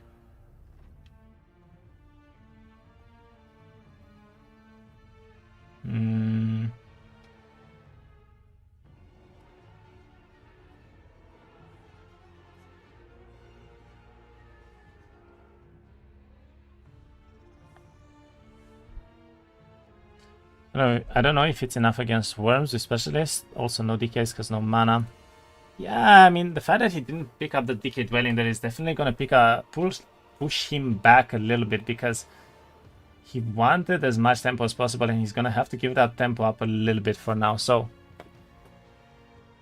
I mean, Keszu here is losing most of his meat as well. He's only on DKs and worms as well right now. So, as I said, the armies are somewhat comparable. You gotta remember that he will have the spell advantage as well. So, -1 DK there. That is a little bit unfortunate, and also minus all of the meat as well. Fairy dragons are pretty strong. He loses almost everything. What was this for? Oh, he went for the second zone actually. So he's gonna try to grab both of the zones here immediately and try to get some tempo out of it. But honestly, it's looking like neither of the opponents is actually going to pop this Helltide Arena very, very early on here, and that kind of gives an advantage back to Blackfireice, because he did pick up recruitment and he did have the build up for the miners and everything else in the towns. Meanwhile, we have a small cavalier dwelling here done by Keszu, and Blackfireice, what is he doing? Looks like he's porting somewhere back. I don't see any other army from him right now, so I think he's probably gonna go for recruitment just to be able to pick up his army around the towns here and potentially upgrade them. At least that would be maybe a good way to go here, to be honest. So.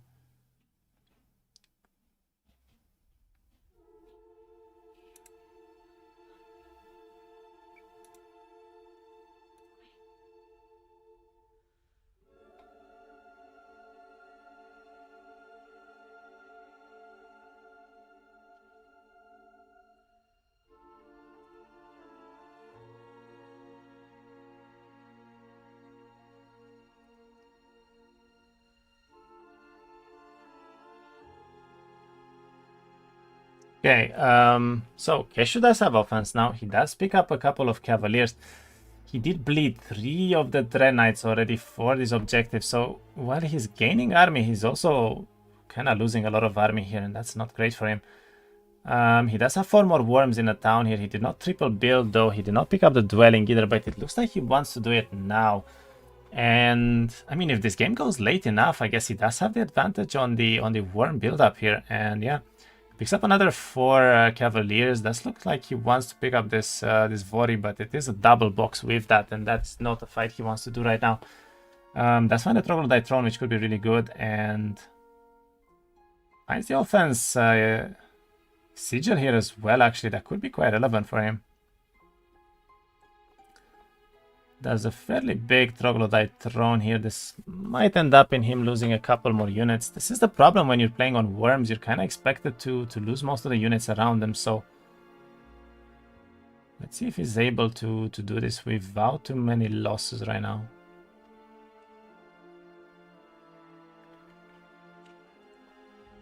Looks like he will be fine here.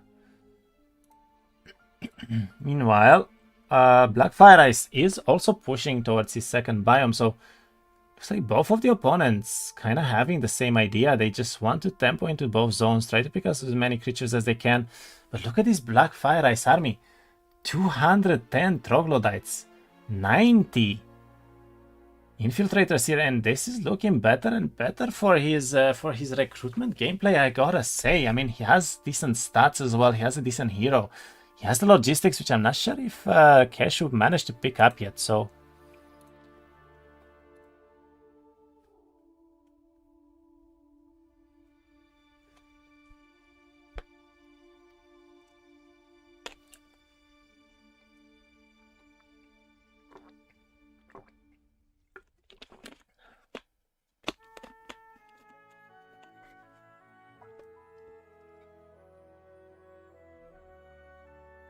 Right, Keszu picked up his last town right now before the desert, and let's see what he can find through this biome. Looks like he's gonna just go towards the gold mine there maybe, but I think he's just looking to explore a little bit. He doesn't actually care about the gold mine that much. He's porting away now, grabbing his last worms here, and I guess this army is mainly just to summon more swarms, so... Gotta say that Keszu is still kinda ahead in this game. However, I mean, he's still 1 day ahead in terms of almost everything that happens here. So we'll see if Blackfireice can find a way to come back, because the worm build-up is starting to be a little bit ridiculous. 16 worms here, and it is on Zoran as well, which is the specialist, so they are a lot stronger than they normally are.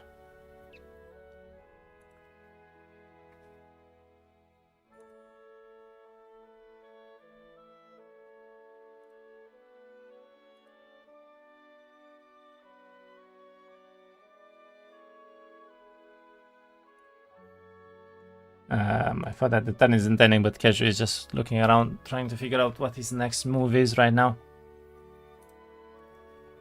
Do you think the Toxic Troglodytes are viable as well? I mean, it looks like a really good power stack, to be honest, what he has here. It's looking better and better, to be fair, so... Let's see if he's gonna make it happen with this, right?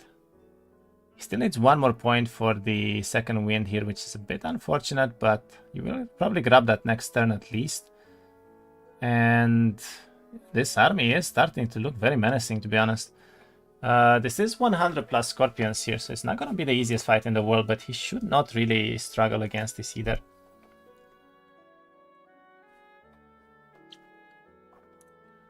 And I believe Keszu is doing a very important fight as well, because he is actually going for the Worm Dwelling, and surprisingly we're seeing a Hell Tide that might go towards a late game. I think most players prefer to end this template before week 3, so this might be the first time that we're even seeing this happen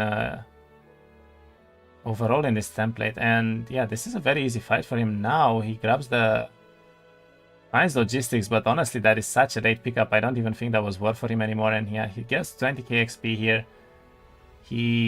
Wait, did he misclick scouting?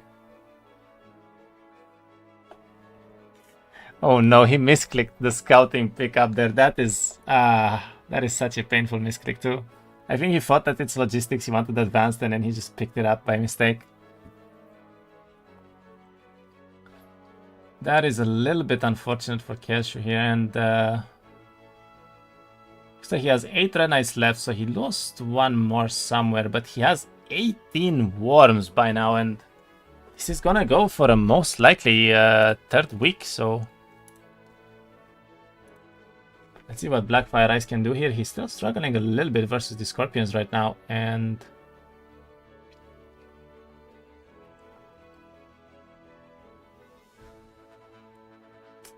typical Keszu.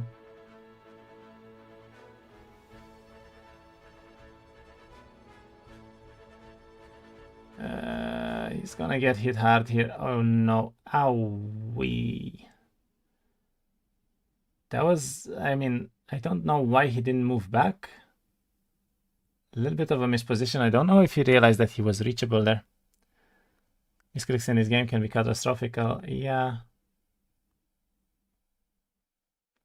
He does get a hit in, does have a heroic strike here, and now he's just choosing to throw away the... I mean, he has to give up all of the infiltrators here, which is not amazing, but he does break towards a new zone. He could find a lot of content here, to be honest, so let's see if he's gonna be able to or not. And yeah, he gets the advanced thaumaturgy here. Looks like he is gonna push closer and closer, and he has 1 second wind at least available. Actually, does he? I don't think he does. He already used one, never mind. Ooh. That is big. He just found a Nightshade Tome on Zakron. Wait, that is very big. The opponent cannot use Nightshade spells either, right? So he has Summon Star Childs, he has Naira's Kiss now all of a sudden, and that could be absolutely insane. One Naira's Kiss on the worms, and with enough spell power, they're gone. By the time they even do anything, they're just going to die. Scorpion speed buff in action, lol. I mean, as I said, they kind of look more menacing still, but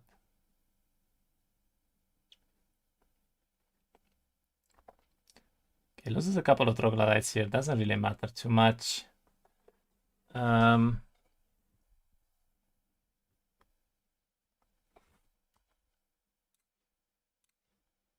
Restart the music.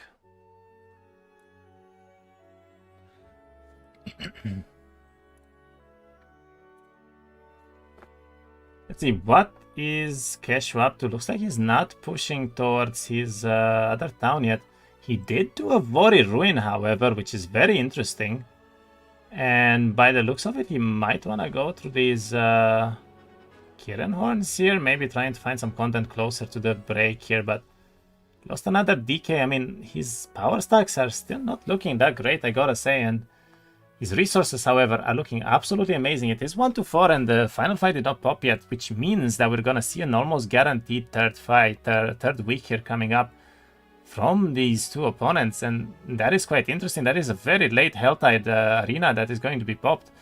One opponent with recruitment and with spells and Nightshade Tome right now, and the other one is going to play almost entirely on the Worms and Zoran, but I have a bad feeling for these Worms if there will be Naira's Kiss on the side of Blackfireice, I gotta say. Naira's Kiss can absolutely destroy one of the stacks here as long as you hit, move, and then also take a retail, right? So there could be like 3 hits in one turn happening, and that's gonna be devastating for the Worms from Zoran here.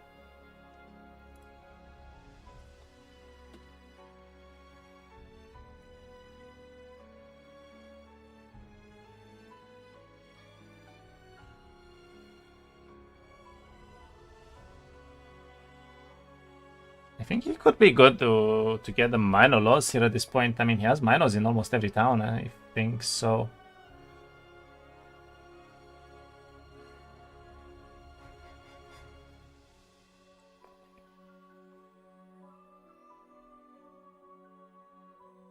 Okay, let's find another DK dwelling. It's on a pretty easy guard as well, and I think it was better to not even take this fight, to be honest.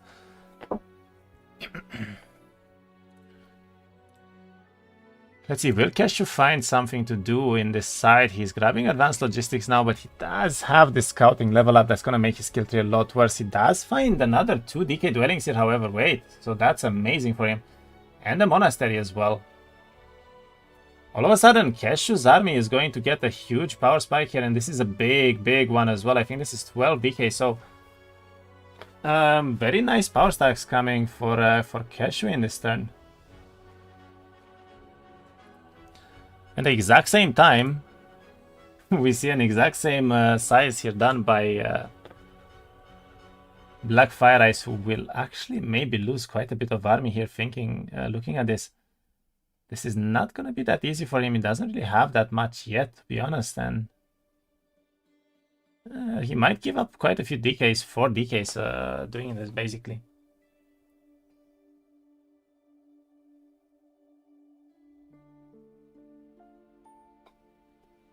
Okay, very nice Carapace usage here. He does still have Thaumaturgy. I would like for him to use another magic arrow at the very least.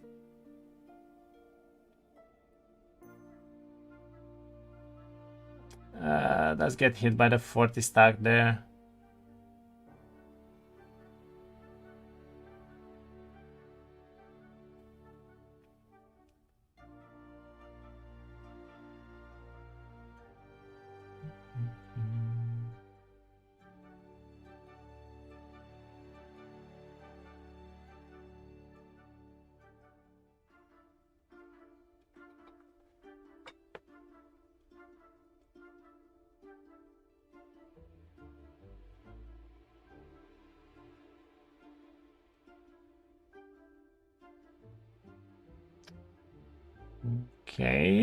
Okay. So he only loses 1 Dread Knight. That is amazing. Honestly, very nice Carapace usage there, and just shows how strong the spell is. Does the fight here pretty easily, and yeah, gets 12 DKs now. I mean, that's a very good power spike for him as well, but we're looking at Keszu here, and he's getting ahead quite a bit. 27 DKs, 18 worms, and he finds another maxi creature bank here for himself. That is absolutely an amazing turn for Keszu. Look at his stats as well. He's really pulling ahead right now. And he has the better build-up with the worms, I gotta say. So this is looking like a very strong game for Keszu all of a sudden. How's it looking so far? What's the score? It is 1-1, and they're playing on the last template right now, which is the Helltide. Let's see who's gonna be able to win here in the end.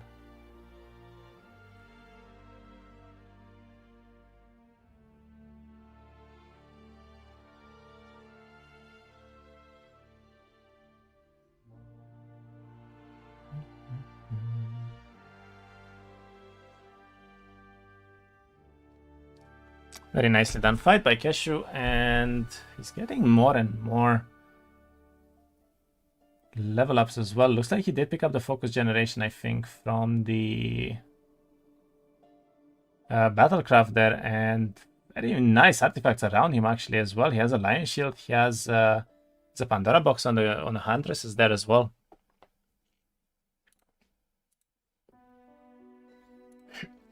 Meanwhile, Blackfireice is also doing a maxi creature bank here for more DKs. Okay, so he's gonna have 30 plus DKs as well coming up very soon.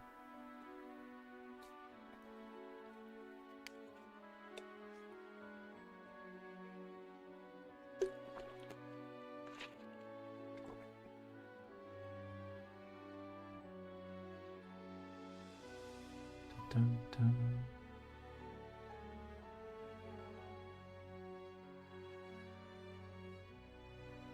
He tried to fireball, but he cannot.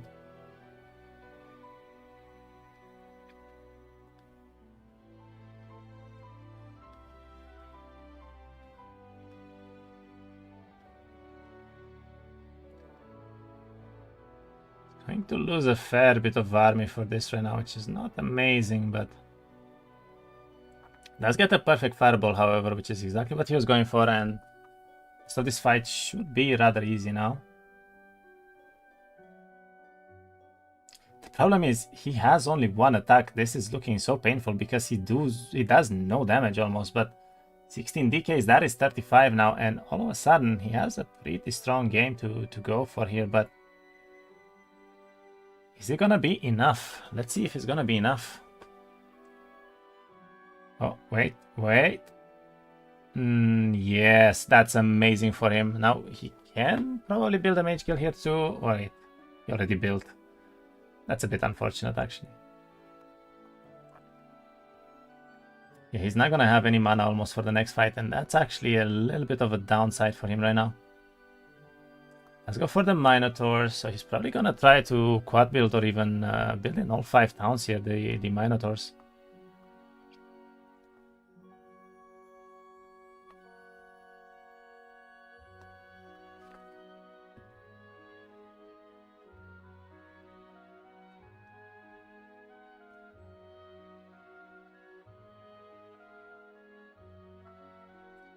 Okay, I believe that we're gonna see a well picked up here for the sake of mana.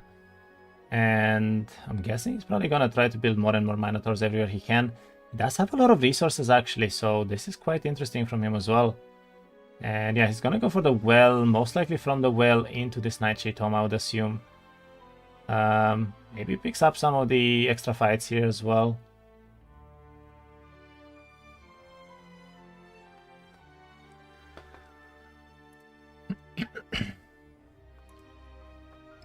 Honestly, very surprised that Keszu is not actually pushing towards this desert. I think that he was definitely strong enough to push the issue. 43 Death Knight, so even though we see 35 on the other side, this is actually even better right now, so... Very, very interesting game so far. We do some of the parasites here, of course, but...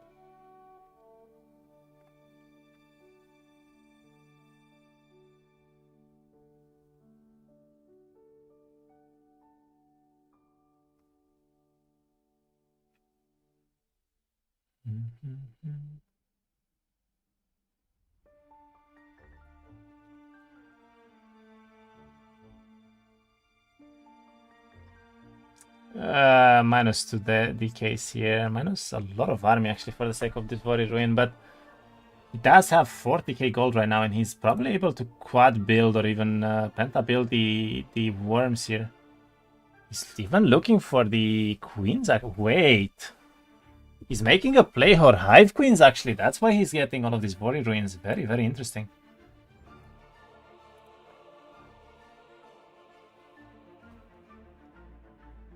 Goes for the huntresses here, so this could be a pretty big XP box. I think this could be stats or maybe like 20k 20k XP or gold maybe. But thanks for the stream, great tournament so far. Hey Coster, thank you so much for tuning in as well. Appreciate it. Much appreciated, of course.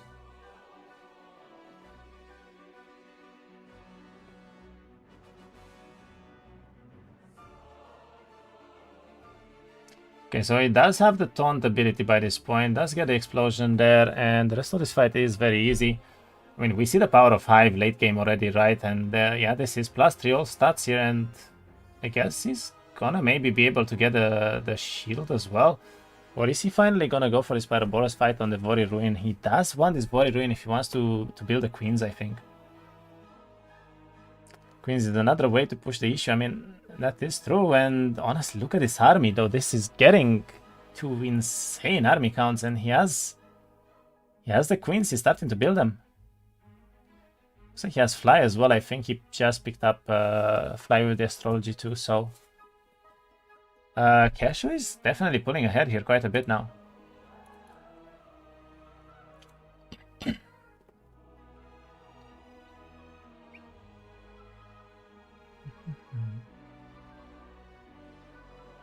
Every spell in the game now. I think it was just the Fly Astrology, but...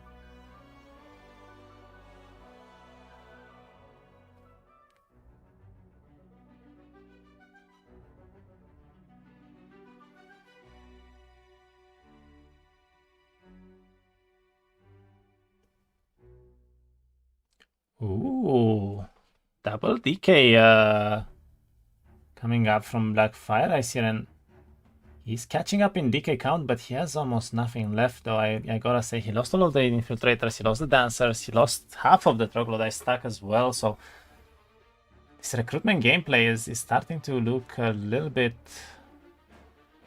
rough for him right now.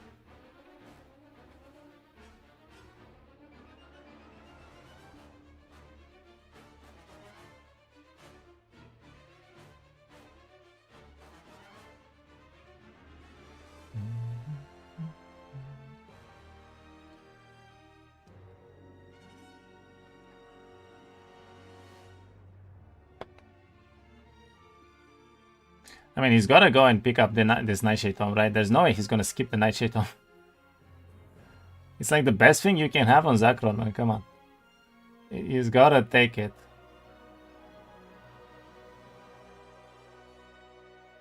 I don't think he has Nightshade Magic, though. This is probably why he's skipping it so far, but...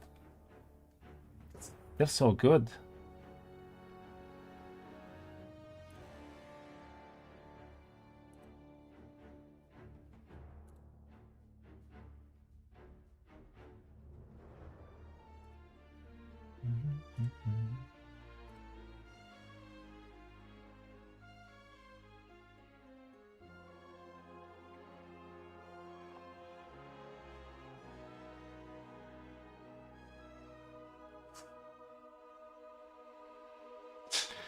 Okay, this is the second time. He's back to town trying to mage guild, and he already built something at the beginning of the turn in that town. I mean, he has a well right next to him, so I don't think it even matters that much, but it's still quite funny.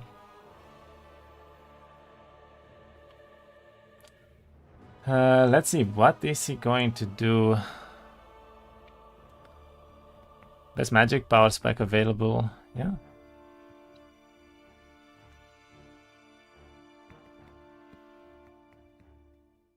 I think he is a little bit indecisive as to what he wants to go for here, to be honest, because he's not really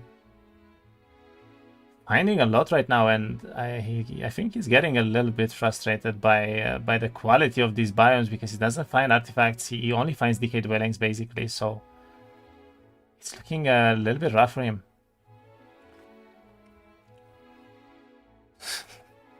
I know, Salty. He skipped the tome again. It hurts me as well.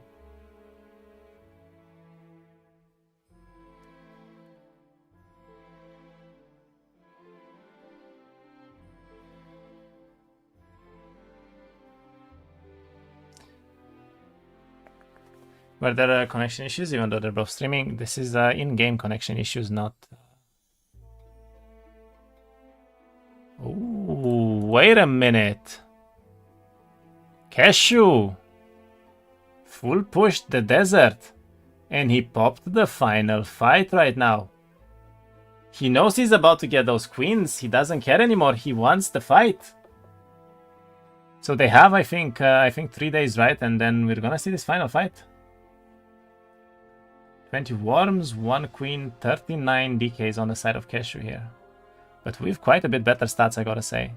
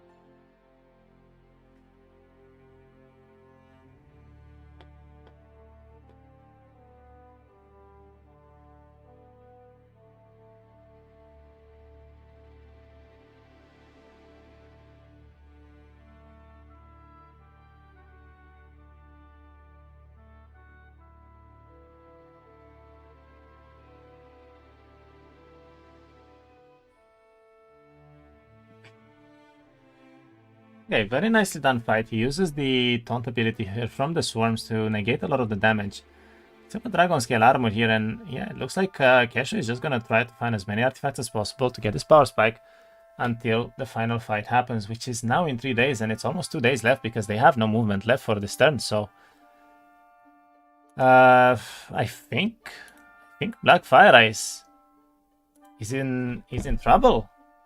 He only has 45 DKs. He does have some Medusas now as well. I guess he did pick up a Medusa creature bank in this last turn, but his army honestly looks rather low right now still compared to what Keszu is about to have after he gets those queens and all of those worms from all of the towns that he has. So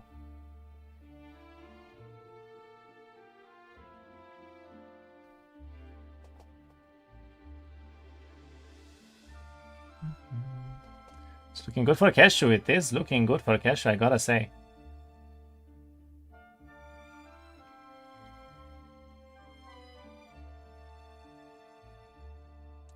Ooh. That was a primal... Wait, that was a primal box?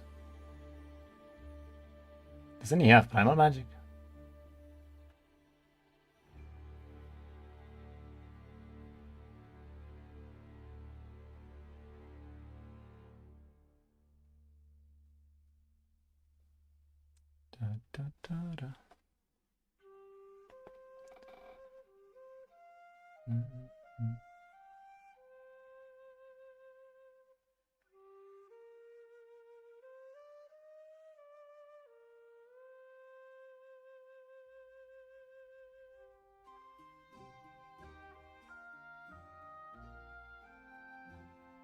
I do think that Blackfireice definitely saw this fight being popped here. I mean, it's a pretty clear sign on the screen right now as well, because we did add the tooltip in the last patch, which is showcasing it much better. So he most likely knows that that this final fight is coming in 2 turns.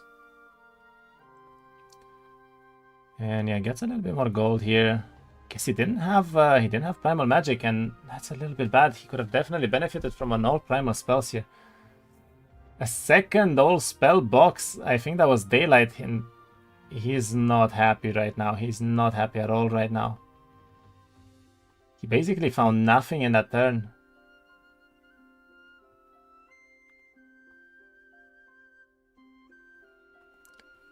Which faction is the strongest in the current patch?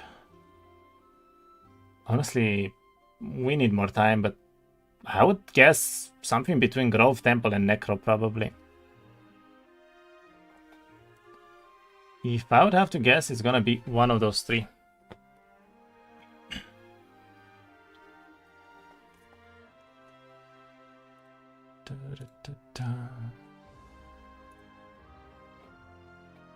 That is a lot of vampires for Keszu here, and I think these are vampire lords as well, right? So What is this fight for? Damn.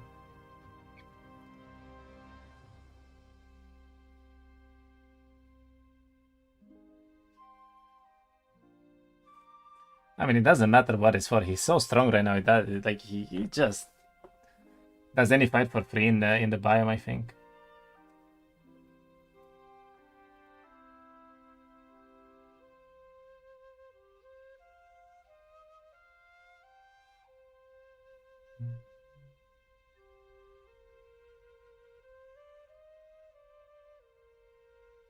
Hunter suddenly loses 1 stack, and this was for a probably stat box, yeah, and also the research lab here, which is gonna give him a lot of gold, which means he's actually gonna be able to afford all of the army coming up here. And there is 26 worms already, and he probably has another 20 or so in the towns. That is an amazing, amazing army coming from Keszu, honestly, and it's looking better and better for him right now.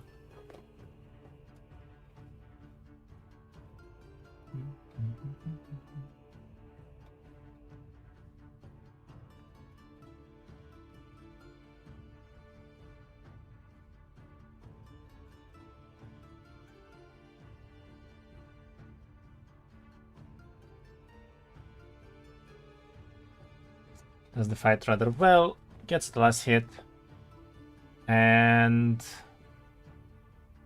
goes for resistance too, so he's kind of prepared against the mage spells here as well that could come in. And yeah, let's see, what is he gonna do? He has 3 Hive Queens, 32 worms so far, and he only has 1 day left. In order to prepare for this final fight, he does want to get his Vori Ruins as well. I mean, if he does get a Vori Ruins, he could potentially go for the Hive Queen upgrade even, but I think he probably just wants to do it for the Worm upgrade here. It would be a lot better to get Devourers for the last final fight here. Maybe Pyroboruses. I mean, he's on Zora and he could do a lot of range damage with these Pyroboruses. Only 2 turns left, and it's the end for one of these 2 players. Who will end up winning though? Looks like Blackfireice did pick up one of the Dragon Dwellings. I think it's most likely for initiative here, but his stats are still looking so low in comparison to Keszu, and Keszu is just on a completely different level at this point.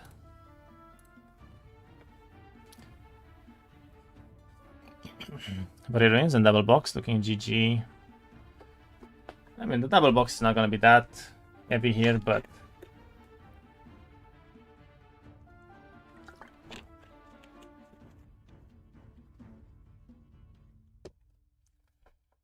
yeah, definitely Keszu is in a better spot, I would say.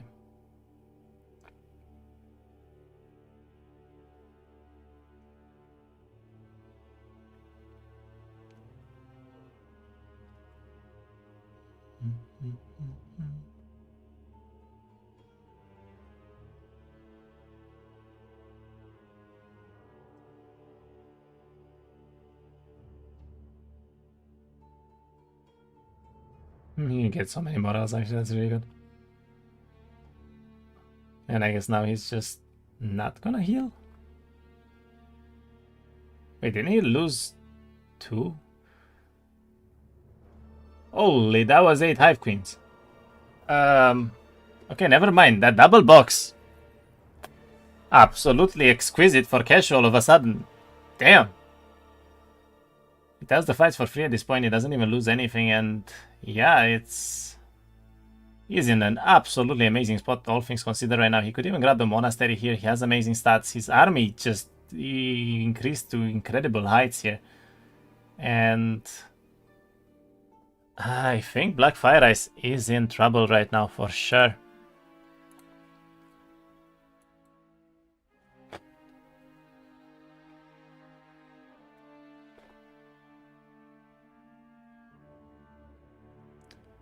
Tier 7 box, holy. That is very good.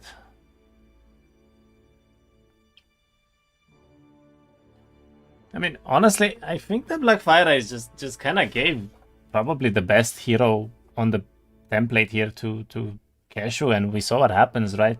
With this many worms on Hive, with the creature banks and the dwelling even, and so many Hive towns and whatnot. Yeah, it's a bit too strong. It is a little bit too strong, I think.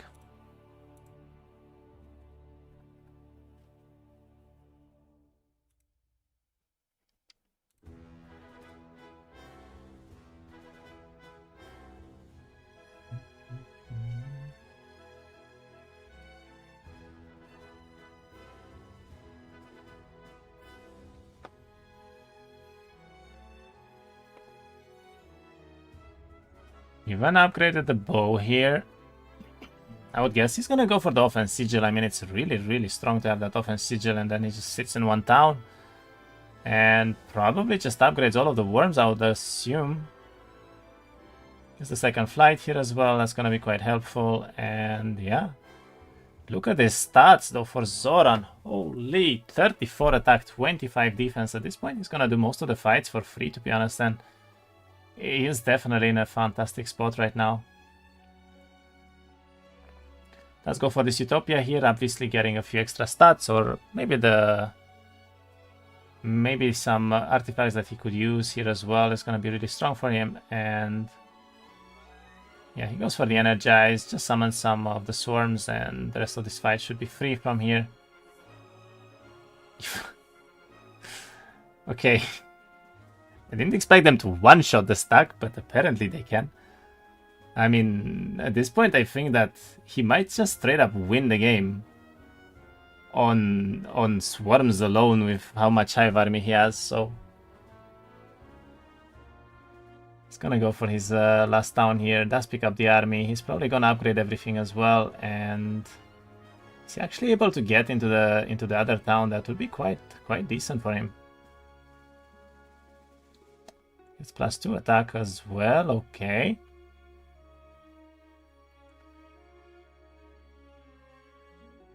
I mean, just a beautifully played game by Keszu here, honestly. He played everything really well. He did everything that he needed to, and he does head back to town as well now. He's gonna grab this. Actually, he's not gonna be able to reach, I think. He's probably just gonna do it for the sake of XP, and that's it.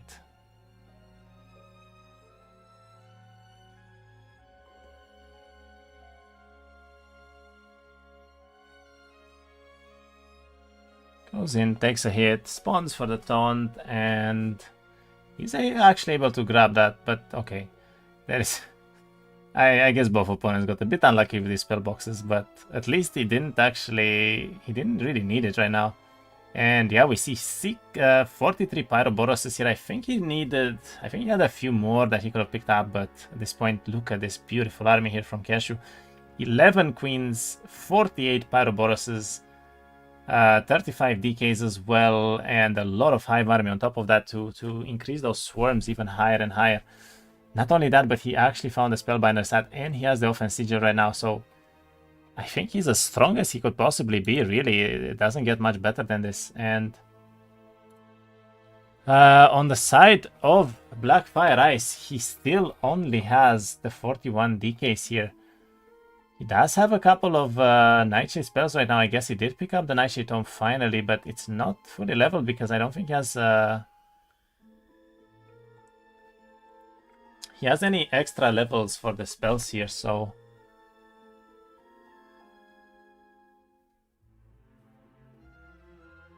Wait, he doesn't have the Nightshade Tome. Huh?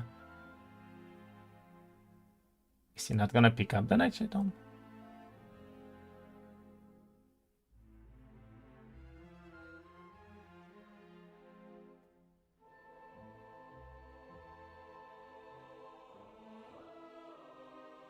Get some really nice lucky strikes. Actually does have 61 Minotaurs. I mean, all things considered, this is still a very good army coming from Blackfireice here, but I don't think it's gonna be enough versus 48 Pyroboroses on basically a 43 difference attack skill here. So, and yeah, it's his last movement points before the final fight here. Level 3 Twilight helps, but is it enough? As I said, I think he summons the Swarm once, and that Swarm is going to one-shot almost any stack here. That's the problem. And yeah, once you do that, what is his play gonna be, really?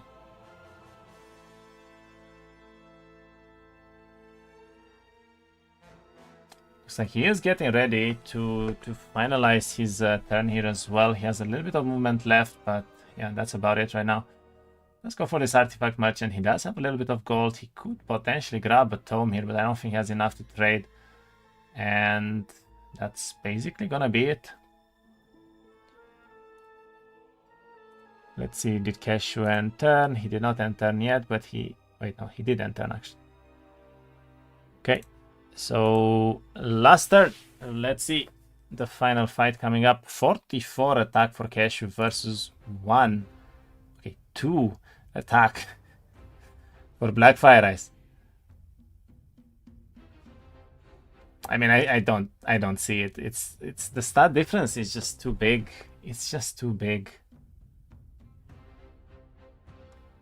Army honestly is okay, but he needed 30 all stats to make something happen here, I think. And sadly, he did not really find that.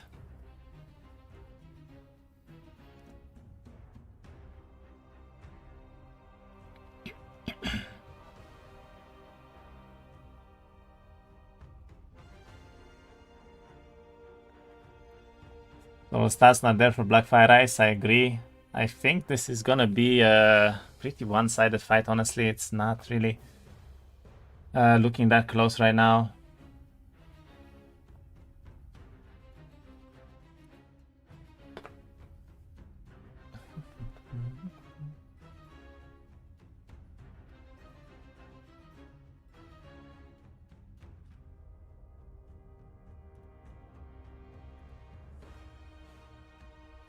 Does have speed priority here.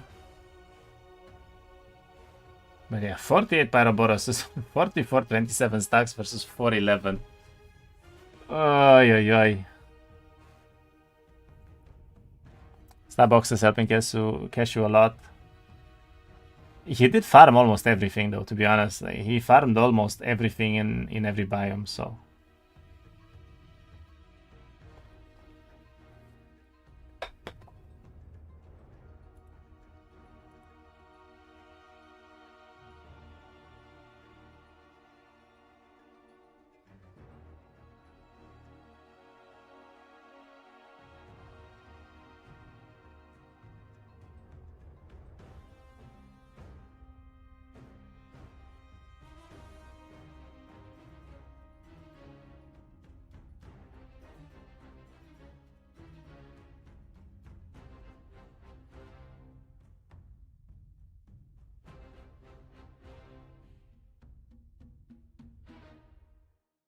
Okay, goes for a Twilight, goes for a Stonefangs, tries to kill some of the army here, but yeah, no, that damage is not happening.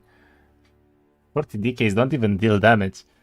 I think he knows. Yeah, I definitely think he knows. The end is near, and looks like Keszu found his way back from a 0-1 difference here. He managed to find his way back, does dispel the Twilight as well, and that's kind of it. All of the Minos instantly dead. The stat difference is just too large. I don't think there is any way that he can really do this, and yeah. Dragon dies. And the GG is called by Blackfireice. Keszu coming back from 0-1 lead for Blackfireice there, and he managed to bring both games back. And honestly, very, very well played by Keszu in this game. Very well played in the first game as well, but Blackfireice showed an impressive row of gameplay, to be honest. And yeah, GG's, well played. Congratulations to Keszu for advancing in the tournament to the 1/8 of the Alvari Cup here, and very, very impressive gameplay, honestly, on Helltide here coming from him. And look at those stats, look at that army. Everything kind of connected in the right way for him. Dying to box is silly though. Well, as I said, honestly, I think he had a good chance to do that box as long as he did Judgment in the first turn, but he did get a little bit greedy with the mana there. Honestly, you are very honest. Thank you. I say honestly a lot. I know that. I need to improve on my honestly vocabulary and try to find some synonyms to honestly, because honestly I just say honestly too many times, and honestly it's a bit much. So GG's, well played, congratulations to Keszu, and let's see who he's gonna fight in the next stage here. I think that he does not have an opponent yet, because the next series is gonna be between Zymian and Ronyu, who will fight it out next weekend on Sunday, and then on Monday, by the way, we will have our second series left here between Beastie Cutie and Kubon. So Monday at 3 p.m. 30, I think, CET is going to be the next series. I hope you all enjoy the games today, and I will see you all on Monday. And before I go, I would like to say that we had a pretty great series today. 3 games again. I mean, it's the second time in the tournament that we've seen all 3 games, and it's a pleasure to see Helltide honestly played, because it's definitely a bit different, and we're definitely seeing some variations there. So very well played by both of the opponents. Very nice performance here coming from Keszu. He showed why the Hive is very strong, right? Why the Swarms are so good, and especially with that taunt ability, we've seen him do fights and fights again on almost no losses. The Zoran pick there was fantastic with the Worms and going into Pyroboruses for the final fight as well. So very well done by both of them. And we'll see what the next series comes and what it has in store for us. I mean, both of these series are going to be very, very nice, by the way. All of the opponents are very close apart. Zymian and Ronyu, some of the top players in the lobby right now. Beastie Cutie and Kubon as well, very close together in rating and in gameplay. So I'm expecting some great series coming up. And I definitely thank you all for watching. One last time, thank you very much for Ubisoft to sponsor the tournament as well with the prize pool. And for Gamebook and Dark Horse Gaming as well for the extra items for the participants. And thank you all for watching. Much appreciated. See you all next time. And I hope you all enjoy the games. I hope you all have a great night. And I will see you all on Monday at 3 p.m. 30 CET. Have a great night, everyone. Have a great weekend.